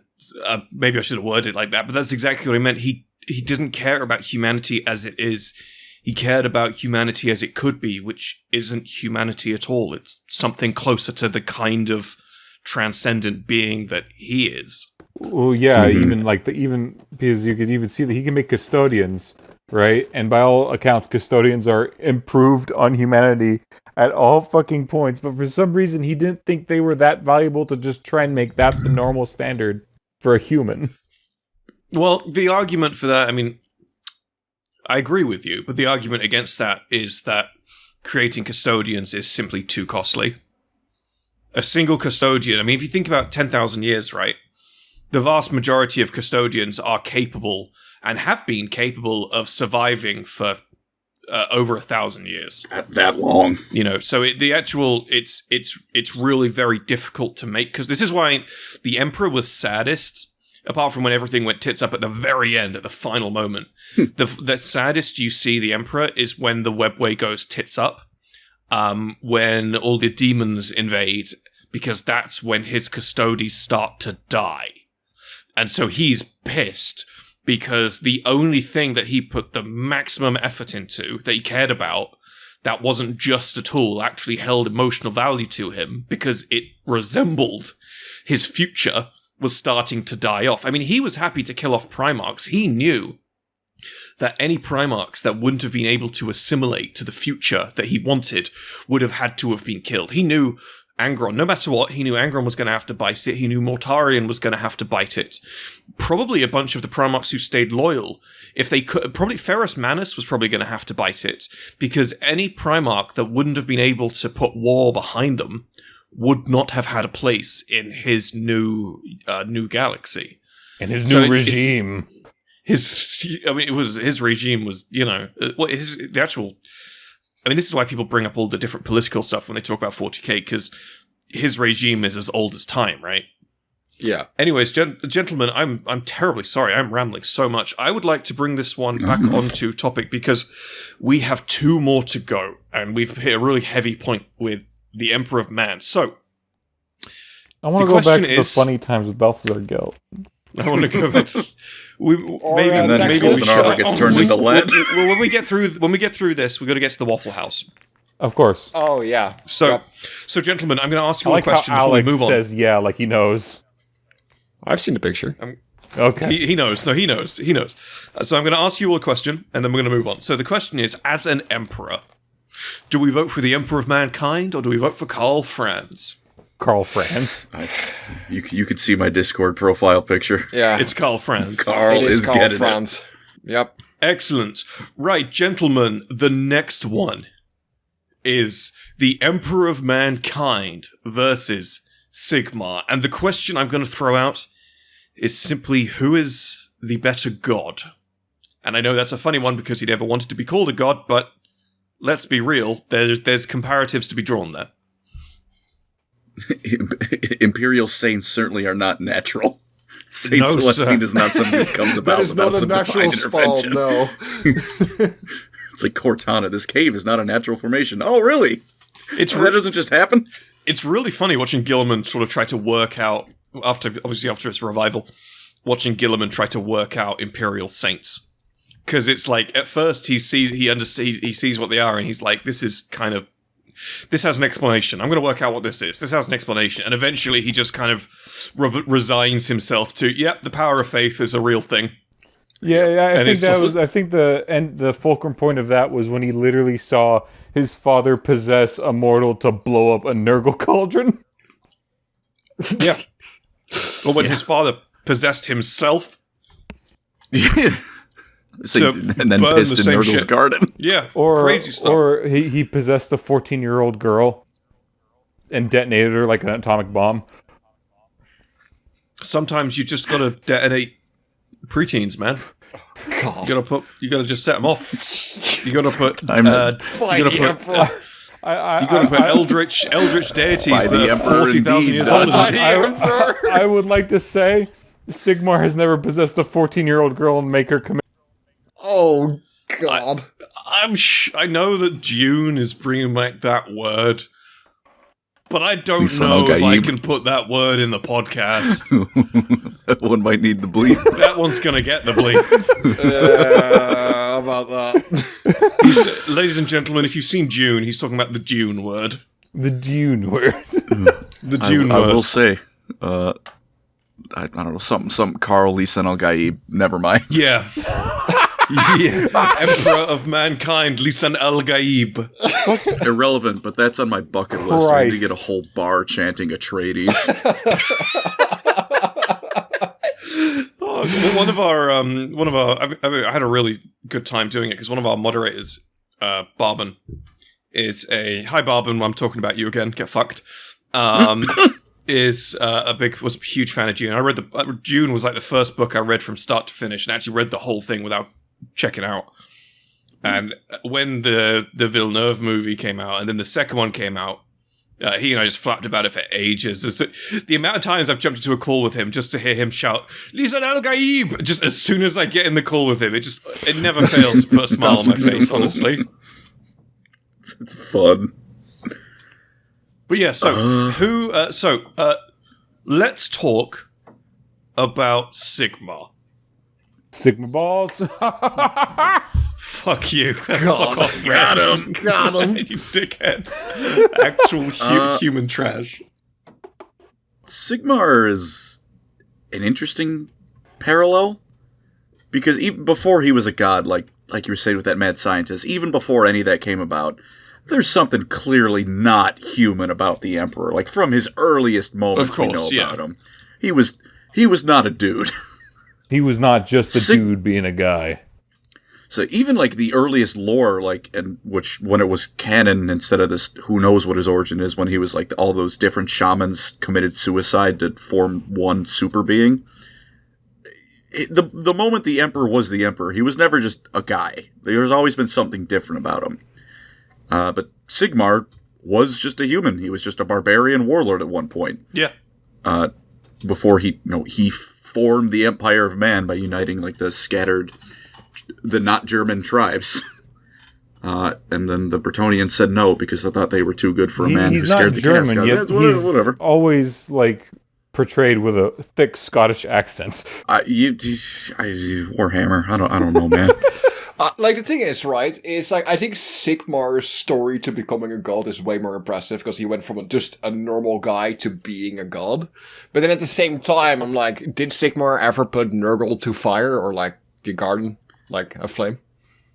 He did not, but he did do something that to my knowledge the Emperor has never done and redeem someone who had fallen to chaos. Damn. It's one of his main Stormcast. I can't remember his name, but he was like Torglug as a Nurgle, something, a nice gross name. I think he might be like Tarsus or now something. I can't remember his name for the life of me right now, but he was a Nurgle champion, and then Sigmar redeemed him. Well, the Emperor was willing to do that for Mortarion, because this happens during the Horus Heresy, where he talks about Mortarion, and he's willing to take him back. He's willing to show forgiveness. I mean, isn't everyone that gets shot in the face by a bolter technically redeemed? The Emperor's mercy. You're right. No, I see what you're saying. I mean, he has offered redemption, and that's the crazy part. Like, in the End and the Death, when he's talking to the Chaos Gods, whilst the Chaos Gods are possessing Horus, like, Horus is sat there talking, like, shouting at the Emperor, and the Emperor's just not talking to Horus. He's talking to the Chaos Gods through Horus, and he's basically saying to them, listen, what have you done? You guys need to fuck off and leave my son alone. I see. Isn't the line like, it's like he's looking at Horus, but it's like he's looking through him, and it's like, what have you done to my son? Quite literally something. It's pretty close. It's maybe not quite literally, but yeah, it's pretty close to that. Yeah. And so I think that he's capable of that redemption. Of giving that redemption. It's just that, well, Primarchs are kind of stubborn bastards. Yeah. I mean, this is the thing, like, Mortarion was the big candidate, because, like, we talk about, if we had the conversation about people in 40k as a setting getting redeemed, I would say the only one I can honestly see ever having a chance at getting redeemed would be Mortarion. And I'm not going to say it's anything other than the slimmest of chances. But remember what the Emperor said to him when he was talking through Guilliman, and it was basically like, listen, one day you could be redeemed, but it's not today until we meet again, kind of thing. And it was very much like, whoa, hold up. And then Mortarion is like, wait, no, don't go. I mean, he was mostly saying that because he didn't want to go back to Nurgle and get his ass beaten for allowing Nurgle's garden to get cooked. But it was he was terrified to go back to Nurgle after that because, you know... so I think he's capable of that redemption. Nurgle was going to cook Mortarion's ass because Mortarion continuously disobeyed Nurgle. That trilogy. Because Nurgle kept calling Mortarion Mortarion's a bit of a shit, no matter who his master is. Yeah, he's always a prick. I swear, guys, Nurgle's a nice guy, for real, I swear. On the flip side, Sigmar did break into the Realm of Death and beat the fuck out of Nagash. That is pretty cool. That's... Which I will concede. Like, I know a lot of what I look at the Emperor is partially clouded by, like, that whole thing, like, where it's like, you never know with the Emperor. It's like, you get in what you, like, you get out what you put into the Emperor, right? Like, it's all interpretive, and what they want to hear is kind of what they will hear from the Emperor, right? Yeah. But even then, like, I honestly just feel like he's kind of a dickhead. Yes, he is. Whereas, like, Sigmar, like, he's, to my knowledge at least, he's never killed someone for no other reason than, like, it's easier to get rid of you and replace you with someone who will follow my ideals. Yeah. Sigmar, you know, he's done some screwed up things. He was wearing the crown of Nagash at one point in fantasy, and he might have gotten a little bit too murdery. But he took it off and was like, this is monstrous what I have done. I have done horrible things. See, and terribly sorry, I have to interrupt. And that is why the Emperor of Mankind is a better god. Because even through all of that, Sigmar still holds on to aspects of his humanity. The Emperor, from start to finish, has never done that. So you're even saying when we talk about his redemption of the Primarchs, human monster, it's... he makes him a better god? Yeah. I think the setting shapes the god, right? I don't mean better as in better for humanity. I mean more of a god. You know, and to be a god, you need to transcend, and that's what he's done. You know, the idea Sigmar of having a god is a benevolent higher power that's looking out for you. But you could argue Sigmar is no more of a god than Goku is, because he rose from mortality to supreme power. But the Emperor was always this preternatural thing. Right? If we're talking about whatever we define to be a god, I would certainly insist that lack of humanity makes him more of one. And no, I'm not saying Sigmar is Goku. Sigmar's secret power is turning blonde. He's kind of like Goku, though, to be fair. When you think about, like, going from what he was, just born as a fella, and is now, like, a god, and you think about Goku, Goku was born as a fella, is now battling. It's kind of the same timeline. I'm just saying. I see what you're putting down. Counterpoint. I want to hear what you have to say before I open my mouth. Sigmar fucking lets chicks be Marines. That's true.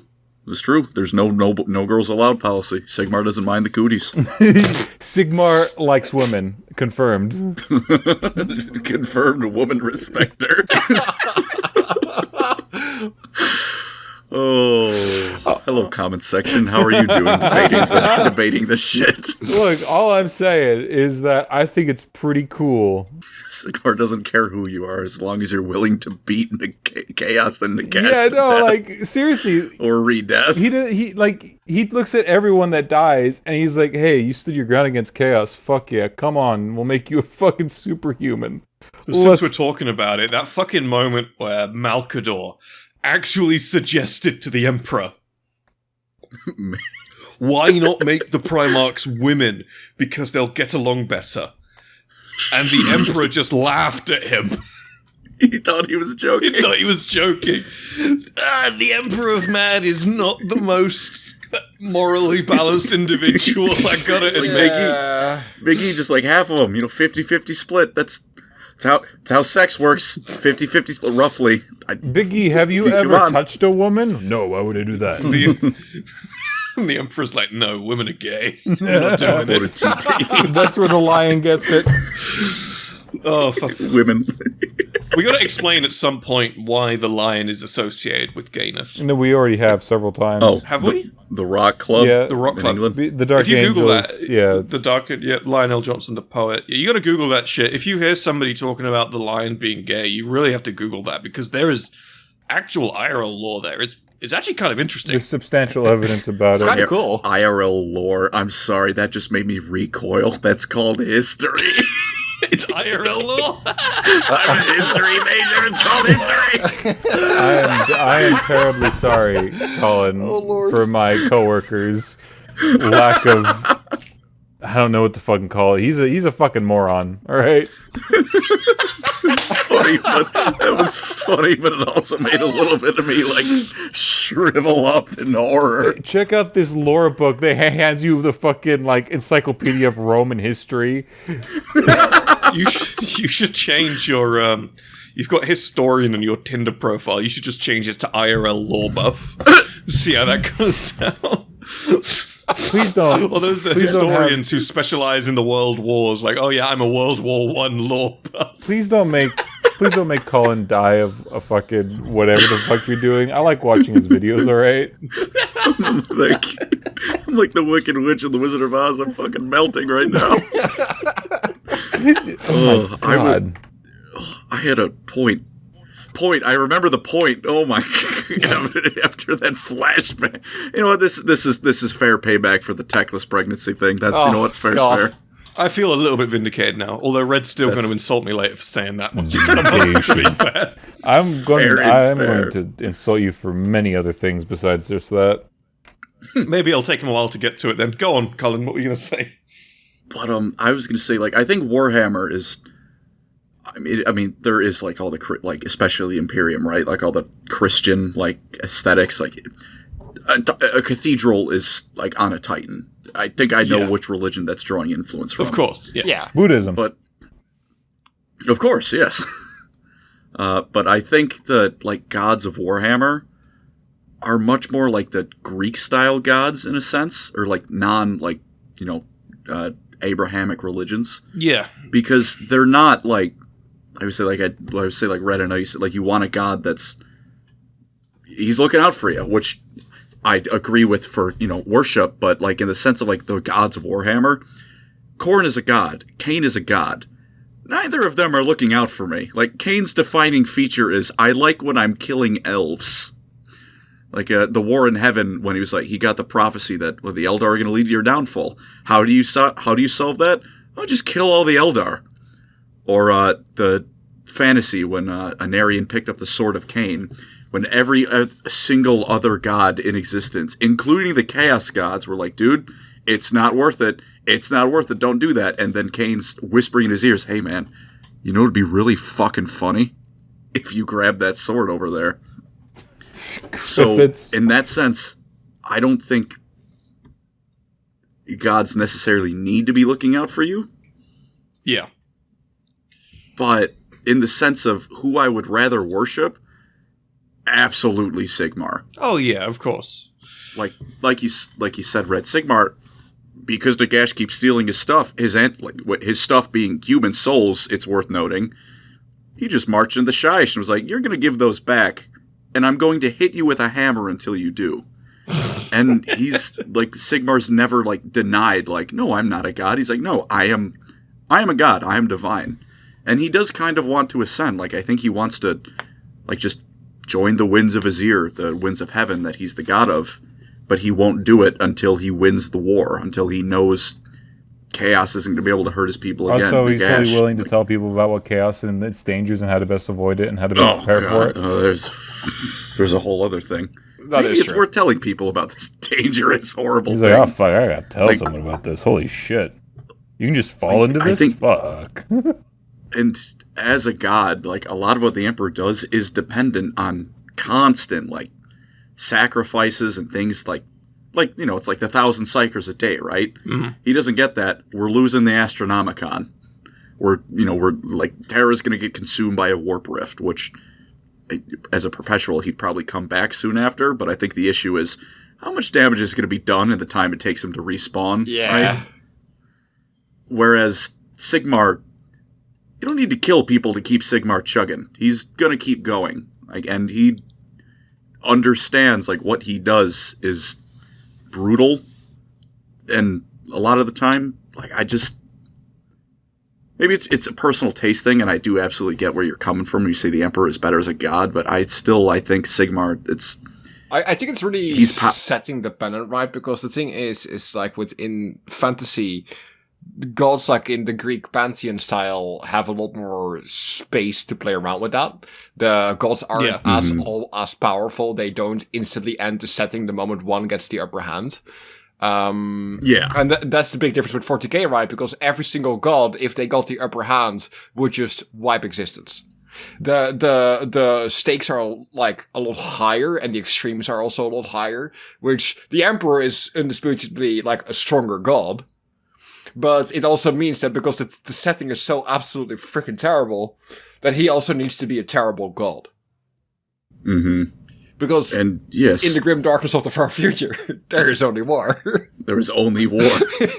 Whereas, and like, from a meta perspective of like AOS and fantasy, there will also only be war, because if there's peace, we don't have a war game to play anymore. Yeah, but Sigmar is able to... The real god was Games Workshop. Such is the power of Games Workshop. Well, I'll tell you what, boys. I'm happy to forfeit my answer if you're willing to forfeit yours, and we both agree that Games Workshop is the better god. I think I can settle James Workshop is the true god. Whatever either of these people do is decided by the fell hand of James Workshop. It is. I mean, to be fair, like, you know, and it takes away all the moral discussion as well. All the philosophical and hypothetical discussion. It all goes in the bin. And the real god was the money we put in our pockets along the way. The real god was the pre-ordered purchase from a scalper. Oh, Lord. That's hell. That is true hell. Oh, gentlemen, should we move on to the final one? Oh, hell yeah. Because this one is a meme. All morality out the window here. This one is a meme, and I have no philosophical shite. I have no pseudo-science or pseudo-psychology to put forward with this one, boys.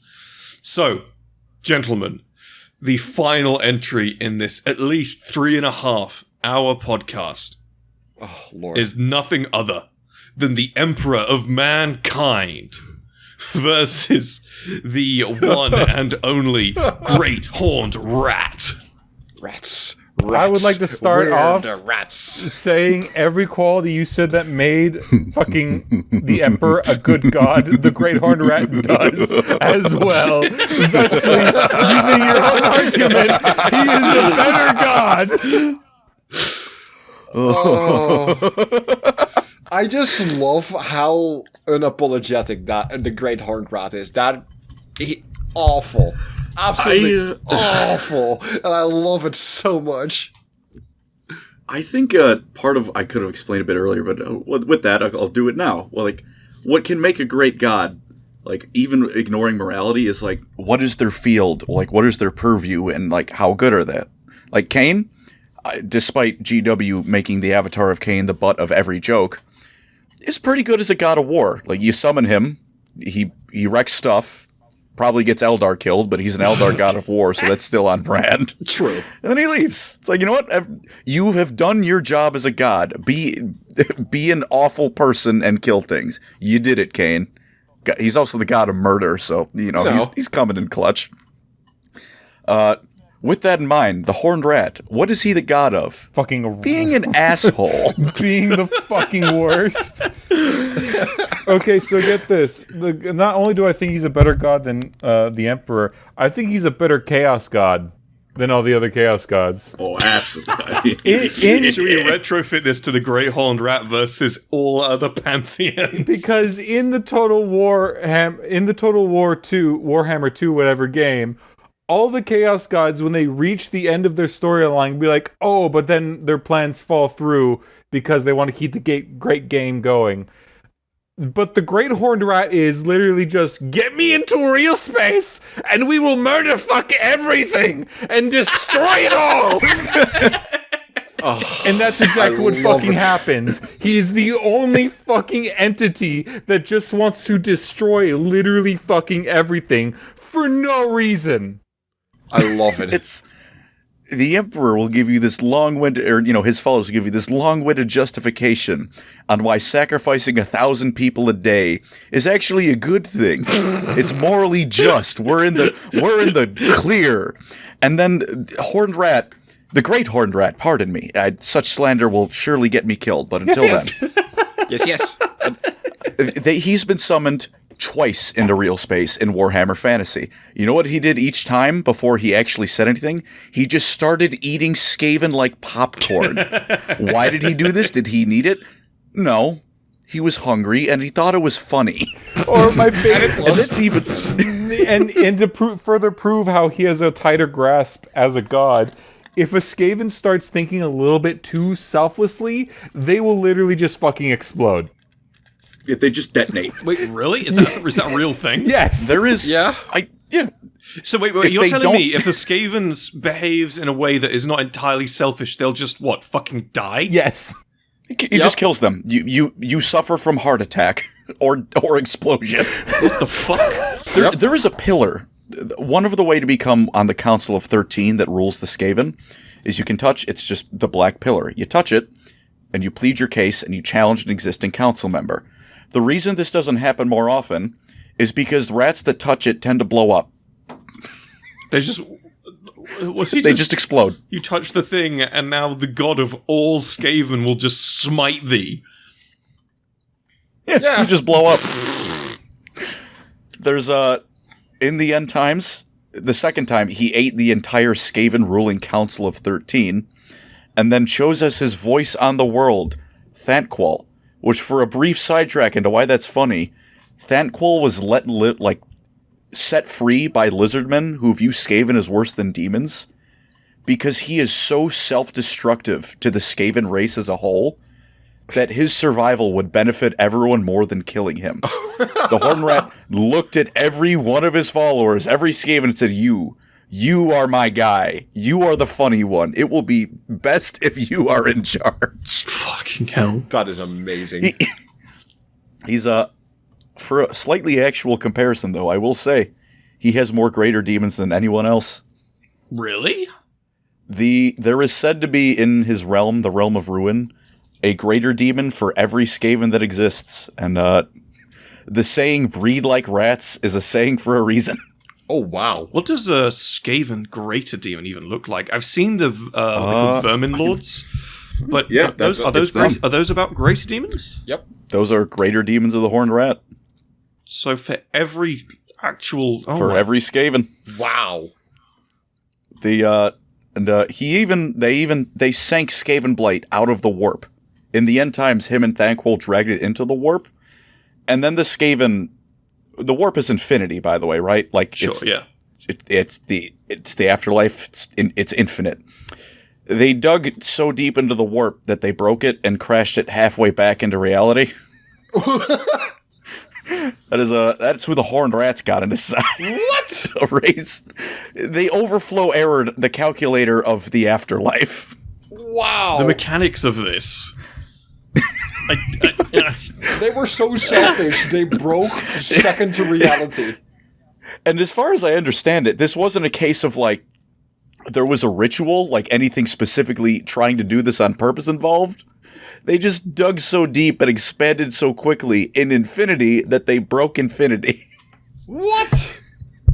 What did the Horned Rat do to this? He just told him to go ruin more people's lives. Go put another nuke under Nagash's pyramid. It'll be funny. Wow. He's I agree with you, Red. By those standards, he is a phenomenal god because he's the god of being an He asshole. knows what he's about, and he gets the fucking job done. There are actually human worshippers of the Horned Rat. What? Really? Huh? In one of the Warhammer Fantasy roleplay supplements, I believe it was, there's a cult that worships them because they, like, found out about them, and they're like, Skaven are going to win. They're under every city. They're under every nook and cranny. There is a Skaven city, which is not far from true, so But they were like, we're going to worship this guy. And then when the Skaven rise to supremacy, we'll be his true champions because we found the light. And he just kind of finds them funny for it. Huh. That is really interesting. What? So he's got converts from humans. I think Not many. He's the better god. Because they're clearly insane. He's the better god. Saying there's no Eldar Emperor worshippers. I'm just saying. I think there's not really any... Alright, so there's not really any way to measure the Great Horned Rat against the Emperor of Mankind. I think one of them... No, actually, I'm going to drop the pretense. The Great Horned Rat dubs in literally every category. Funny. Yes. There's yes. I can't think of any scenario, hypothetical or otherwise, unless winning by being fucking throne bound is no. Well, he's the Omniscience of the Emperor also? Have you considered Ikit Claw just railed a line of coke and built a machine gun? Praise Ben, Great Horned Rat, greatest good thing! Does this blow up in their hands more often than not? Sure, but so do plasma weapons. There's this one fucking Grey Knight story where they meet the Castigator Titan, and the Castigator Titan, which is dubbed the father of all Titans, tells the Grey Knights that he met the real Omnissiah. And all I'm imagining now is this Titan that's twice as tall as an Imperator just leaning down at fucking this tiny glowing green rat as it just curses him. The Skaven Titan is falling apart actively. Every step it takes, 1,000 rats die and parts of it explode. But it doesn't matter. We sacrifice 1,000 psychers every day to feed the Emperor. Rookie numbers. We do that every day, just taking out the trash. 1,000 dead Skaven is what is known as a decisive Skaven victory, regardless of the fact they weren't fighting anyone. I will give one quality the Emperor absolutely wins in, though. Failing. If you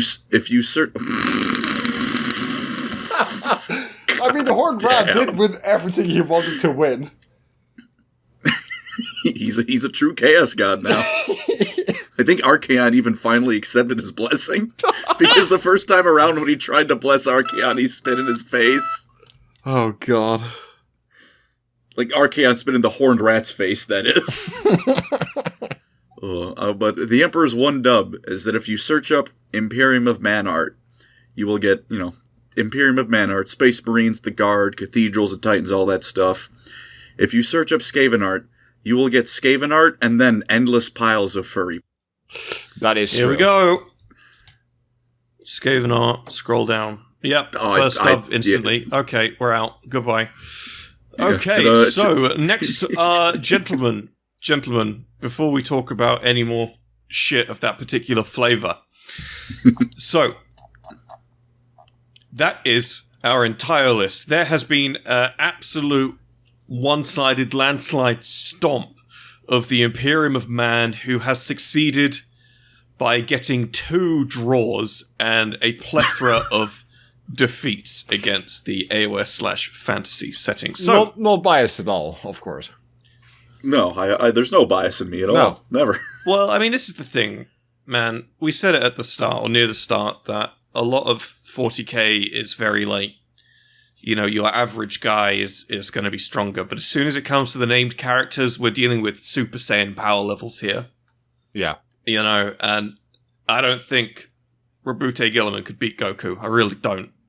Could Sigmar, though? Probably.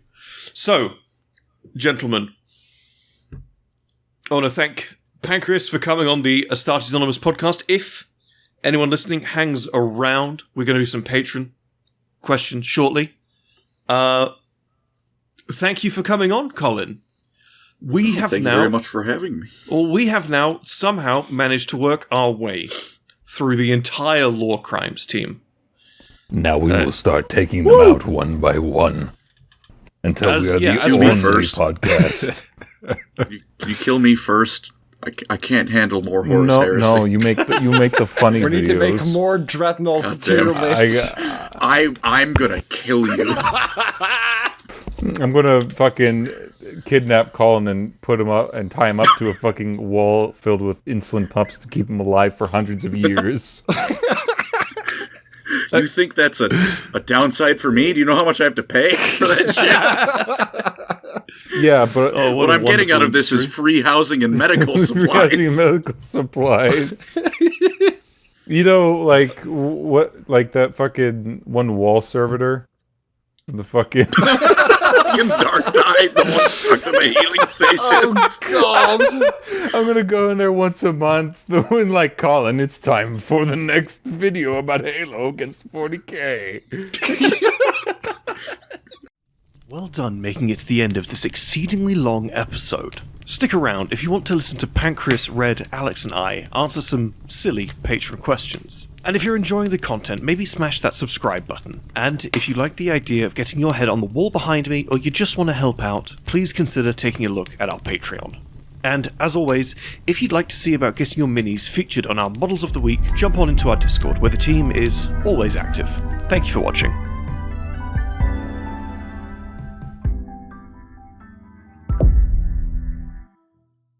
Patron question. So, our first Patron question of the week is by Zero Shade. And Zero Shade asks, what would be the greatest crossover with the Warhammer universe? So, different settings, maybe like a standalone story or characters interacting, just a single, or maybe the whole settings interacting. What would be the single greatest crossover for you, Alex? I'm gonna say it just so I can make Pancreas no work. Absolutely seat at my answer. Oh boy. Fortnite. Fortnite. I want Fortnite 40k Battle Fortnite Pass. skins. You think that'll make me angry? I want 40k in Fortnite. Put the Space Marines in Fortnite. Hell yeah! You think I don't want the slop? Hell yeah! I am the slop I'm lord. sorry, I kind of blanked there. What was the question? Crossover. Preferable crossover. Fuck, dude. I don't know. Goku. Just put Goku in Okay, there. that's Red's answer. Right. Incredibly funny. Right, Colin. What would be your greatest crossover with the Warhammer universe? I'm assuming he means 40k. Yeah, it'd be Halo. I put the Covenant in Halo. I want so bad. You'd put the Covenant in Halo? What? You Oh my god, damn it! You'd put the Covenant in Halo? I hope, yeah, man, I'd put them there too. I don't know where else I'm going to put You know what? I want to change my answer, Tom. You want to? All right, go, please, far away. Instead of putting Goku in the fucking Warhammer, I want to put Colin in Teclis. You want to put Colin in No! Dang. Yeah, you need Jesus. So, Zero too Shade, my Teclis. preferred crossover as like a standalone thing would actually be Next Generation era Star Trek, because the fucking Enterprise, just the Enterprise would absolutely wipe the floor with any Imperial vessels they came across. Isn't it thing like absurdly powerful? Actually, Yeah, the Enterprise, like, keep in mind, the Enterprise is quote-unquote a exploration and science vessel, yet it has equipment on board to delete entire solar systems at will. They never do that, but they do mention the fact that, if we do this to the ship's phasers, they'll just delete that planet's atmosphere. It's like, oh fuck, okay. Oh lord. So it's they'll do, huh? So it's like the sheer overpowered nature of the Federation when put in comparison to, like, 'cause people say, they like to say, the Imperium would stomp any other sci-fi universe. Yeah, good for you, buddy. Wouldn't stomp the fucking Federation, I'll tell you that much. The only thing that the Imperium has on the Federation is speed. Maybe I'm talking about the drug, maybe I'm talking about actual speed, who knows. My favorite Star Trek episode is when Data's like, hey, what if we use terrorism? And then Picard's like, no, it's not a fucking answer to anything. Then Data in that episode uses terrorism and it worked. I remember we actually spoke about that in another episode, because I remember that exact episode. It was about a civilization that had banished the civilization basically had a ton of civil wars, and so what it did is it created super soldiers to quell those civil wars. Those super soldiers did that successfully, and then they essentially put all those super soldiers in prison. And long story short, this planet wanted to join the Federation. So the Enterprise, are like, hey, we're here to check your thing, we're here to speak to you and review, and then decide if you can join the Federation. And then, as the Enterprise is there, these super soldiers basically bust out of prison and start going around killing people, and like, hey, listen, we need citizen status, or we're just going to keep killing people. And the Federation was like, yeah, the Enterprise was like, yeah, you're not joining the Federation until you sort your house out. And he says to Data later on, he's like, yeah, Data, terrorism is bad. And Data's like, yeah, it's effective, though. Wow. So yeah, that's a fun one. So yeah, so to answer your question, Zero Shade, I would say Star Trek, because that would put a lot of 40k shit in its place. I mean, shit, take the Q continuum, for example. One Q could just delete everything in 40k instantly if it wanted to. And it would be nothing to a Q. It wouldn't even think about it. Tom, that's exactly what I want Halo in, because I think the Covenant would be a good fit, mostly because I want to see an Elite and a Black Templar both call each other a heretic, and then you're a heretic. No, you're a see heretic. them both just melt down, and then I want some passage where like some High Lord or Imperial officials like, another Xenos race. We shall take care of this with no issues. Why is the galaxy tilting on sideways now? What happened? Yeah. Let's not forget about the Forerunners can tunnel into another reality to get power. Oh, yeah. Oh, yeah, that's what I meant, where the Ford is just like, we have decided the galaxy is now sideways. Why? We could. Let's not forget that the fucking Flood would make the Tyranids look like a fucking bathroom cockroach infection in comparison. Oh. Yeah. The Flood would absolutely... horrifying. Just march over the different Imperial sectors like a goddamn, Flood. It would just annihilate everything. They're quite well named. They are aptly named, even. Right, moving on to the next Patreon question. So, we were going to answer this question in the last episode, but we didn't because he asked it as 2 double-barrel questions. We don't like to answer 2 from the same patron in a row. So, we're circling back now. I hope you like anime, you two, because it's an anime question. If you don't like anime, I have a Vegeta tattoo. Say again? Lord. I have a Vegeta tattoo. Excrement. So, Lefurious asks, if you had to pick a single song to use as a series/anime opening for your favorite faction in 40k, what song would you pick and why? He specified anime opening, so I'm assuming that's the vibe. Can I put the Pokemon opening song on Orcs? Why orcs? Pokemon's anime. Why not? I don't know. I feel like you could put the Gen 1 Pokemon intro Exactly. would work really well as like an intro to any kind of Trays in the Infinite thing. That's true. Who are the orcs catching? These hands. These hands, exactly. We did say earlier though the orcs can do it because orcs. Yeah. Why not? No, I'm sorry. I'm trying to apply logic to something illogical. That's my bad.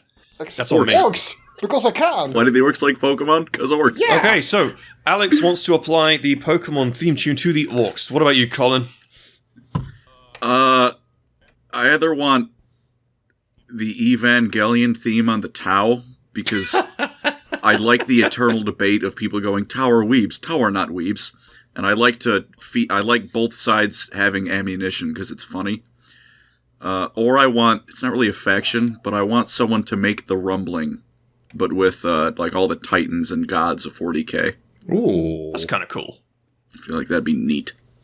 Do you have one, Red? Blinding Lights for the Night Lords. Oh yeah, we said this last episode, didn't we? Wonderful. And for me, I would have to say...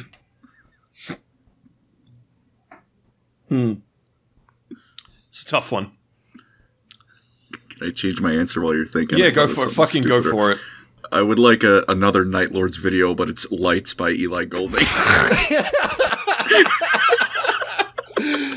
Ellie Golding, or is this a reference to Eli from hit podcast? No, maybe Ellie Golding. I don't know. I don't know how to say words. No, and names. we'll get Eli to sing it. It's all good. Oh, hell yeah. I'll see if he's down. We'll just tie deadlifts to a chair and say, you gotta sing Lights by Ellie Goulding or you're not getting out of this chair. Your family's not going to fucking see you again if you don't do this. I'm really sorry, Lefurius. I really struggle for an answer with this one. I don't know about my favorite faction. I really don't. I don't have a favorite faction. It keeps fucking changing. So I'm just gonna say... Shit, man. Shitman's a weird song. I'm gonna say the Totally Spies theme tune for the Auto Malleus. We'll just leave it there, I guess. Totally Spies. This is a good combo. I think it works. Bipley Snip Octupa Lagoot remix Untuns for Necromunda. What? I promise you everything that just left my mouth Just, is a real like, word. do... Even if Necromunda is all you got. This fucking man speaking in tongues over here. It sounds like it, doesn't it? Denuncia. I promise Literally. I'll send it.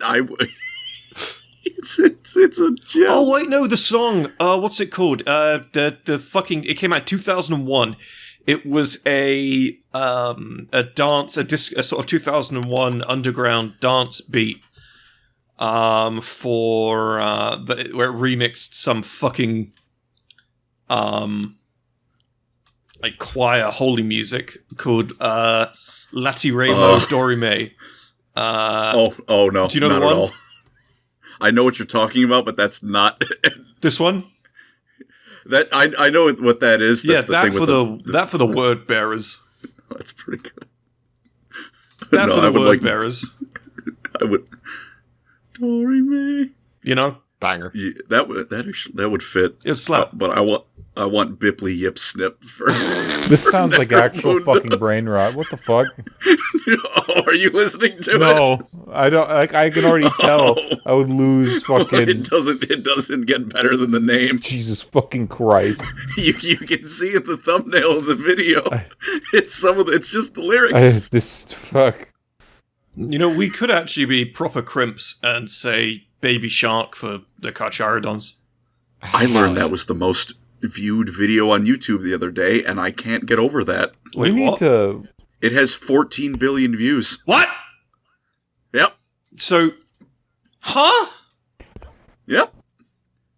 What the fuck? Yep. So that's got What the 14 hell?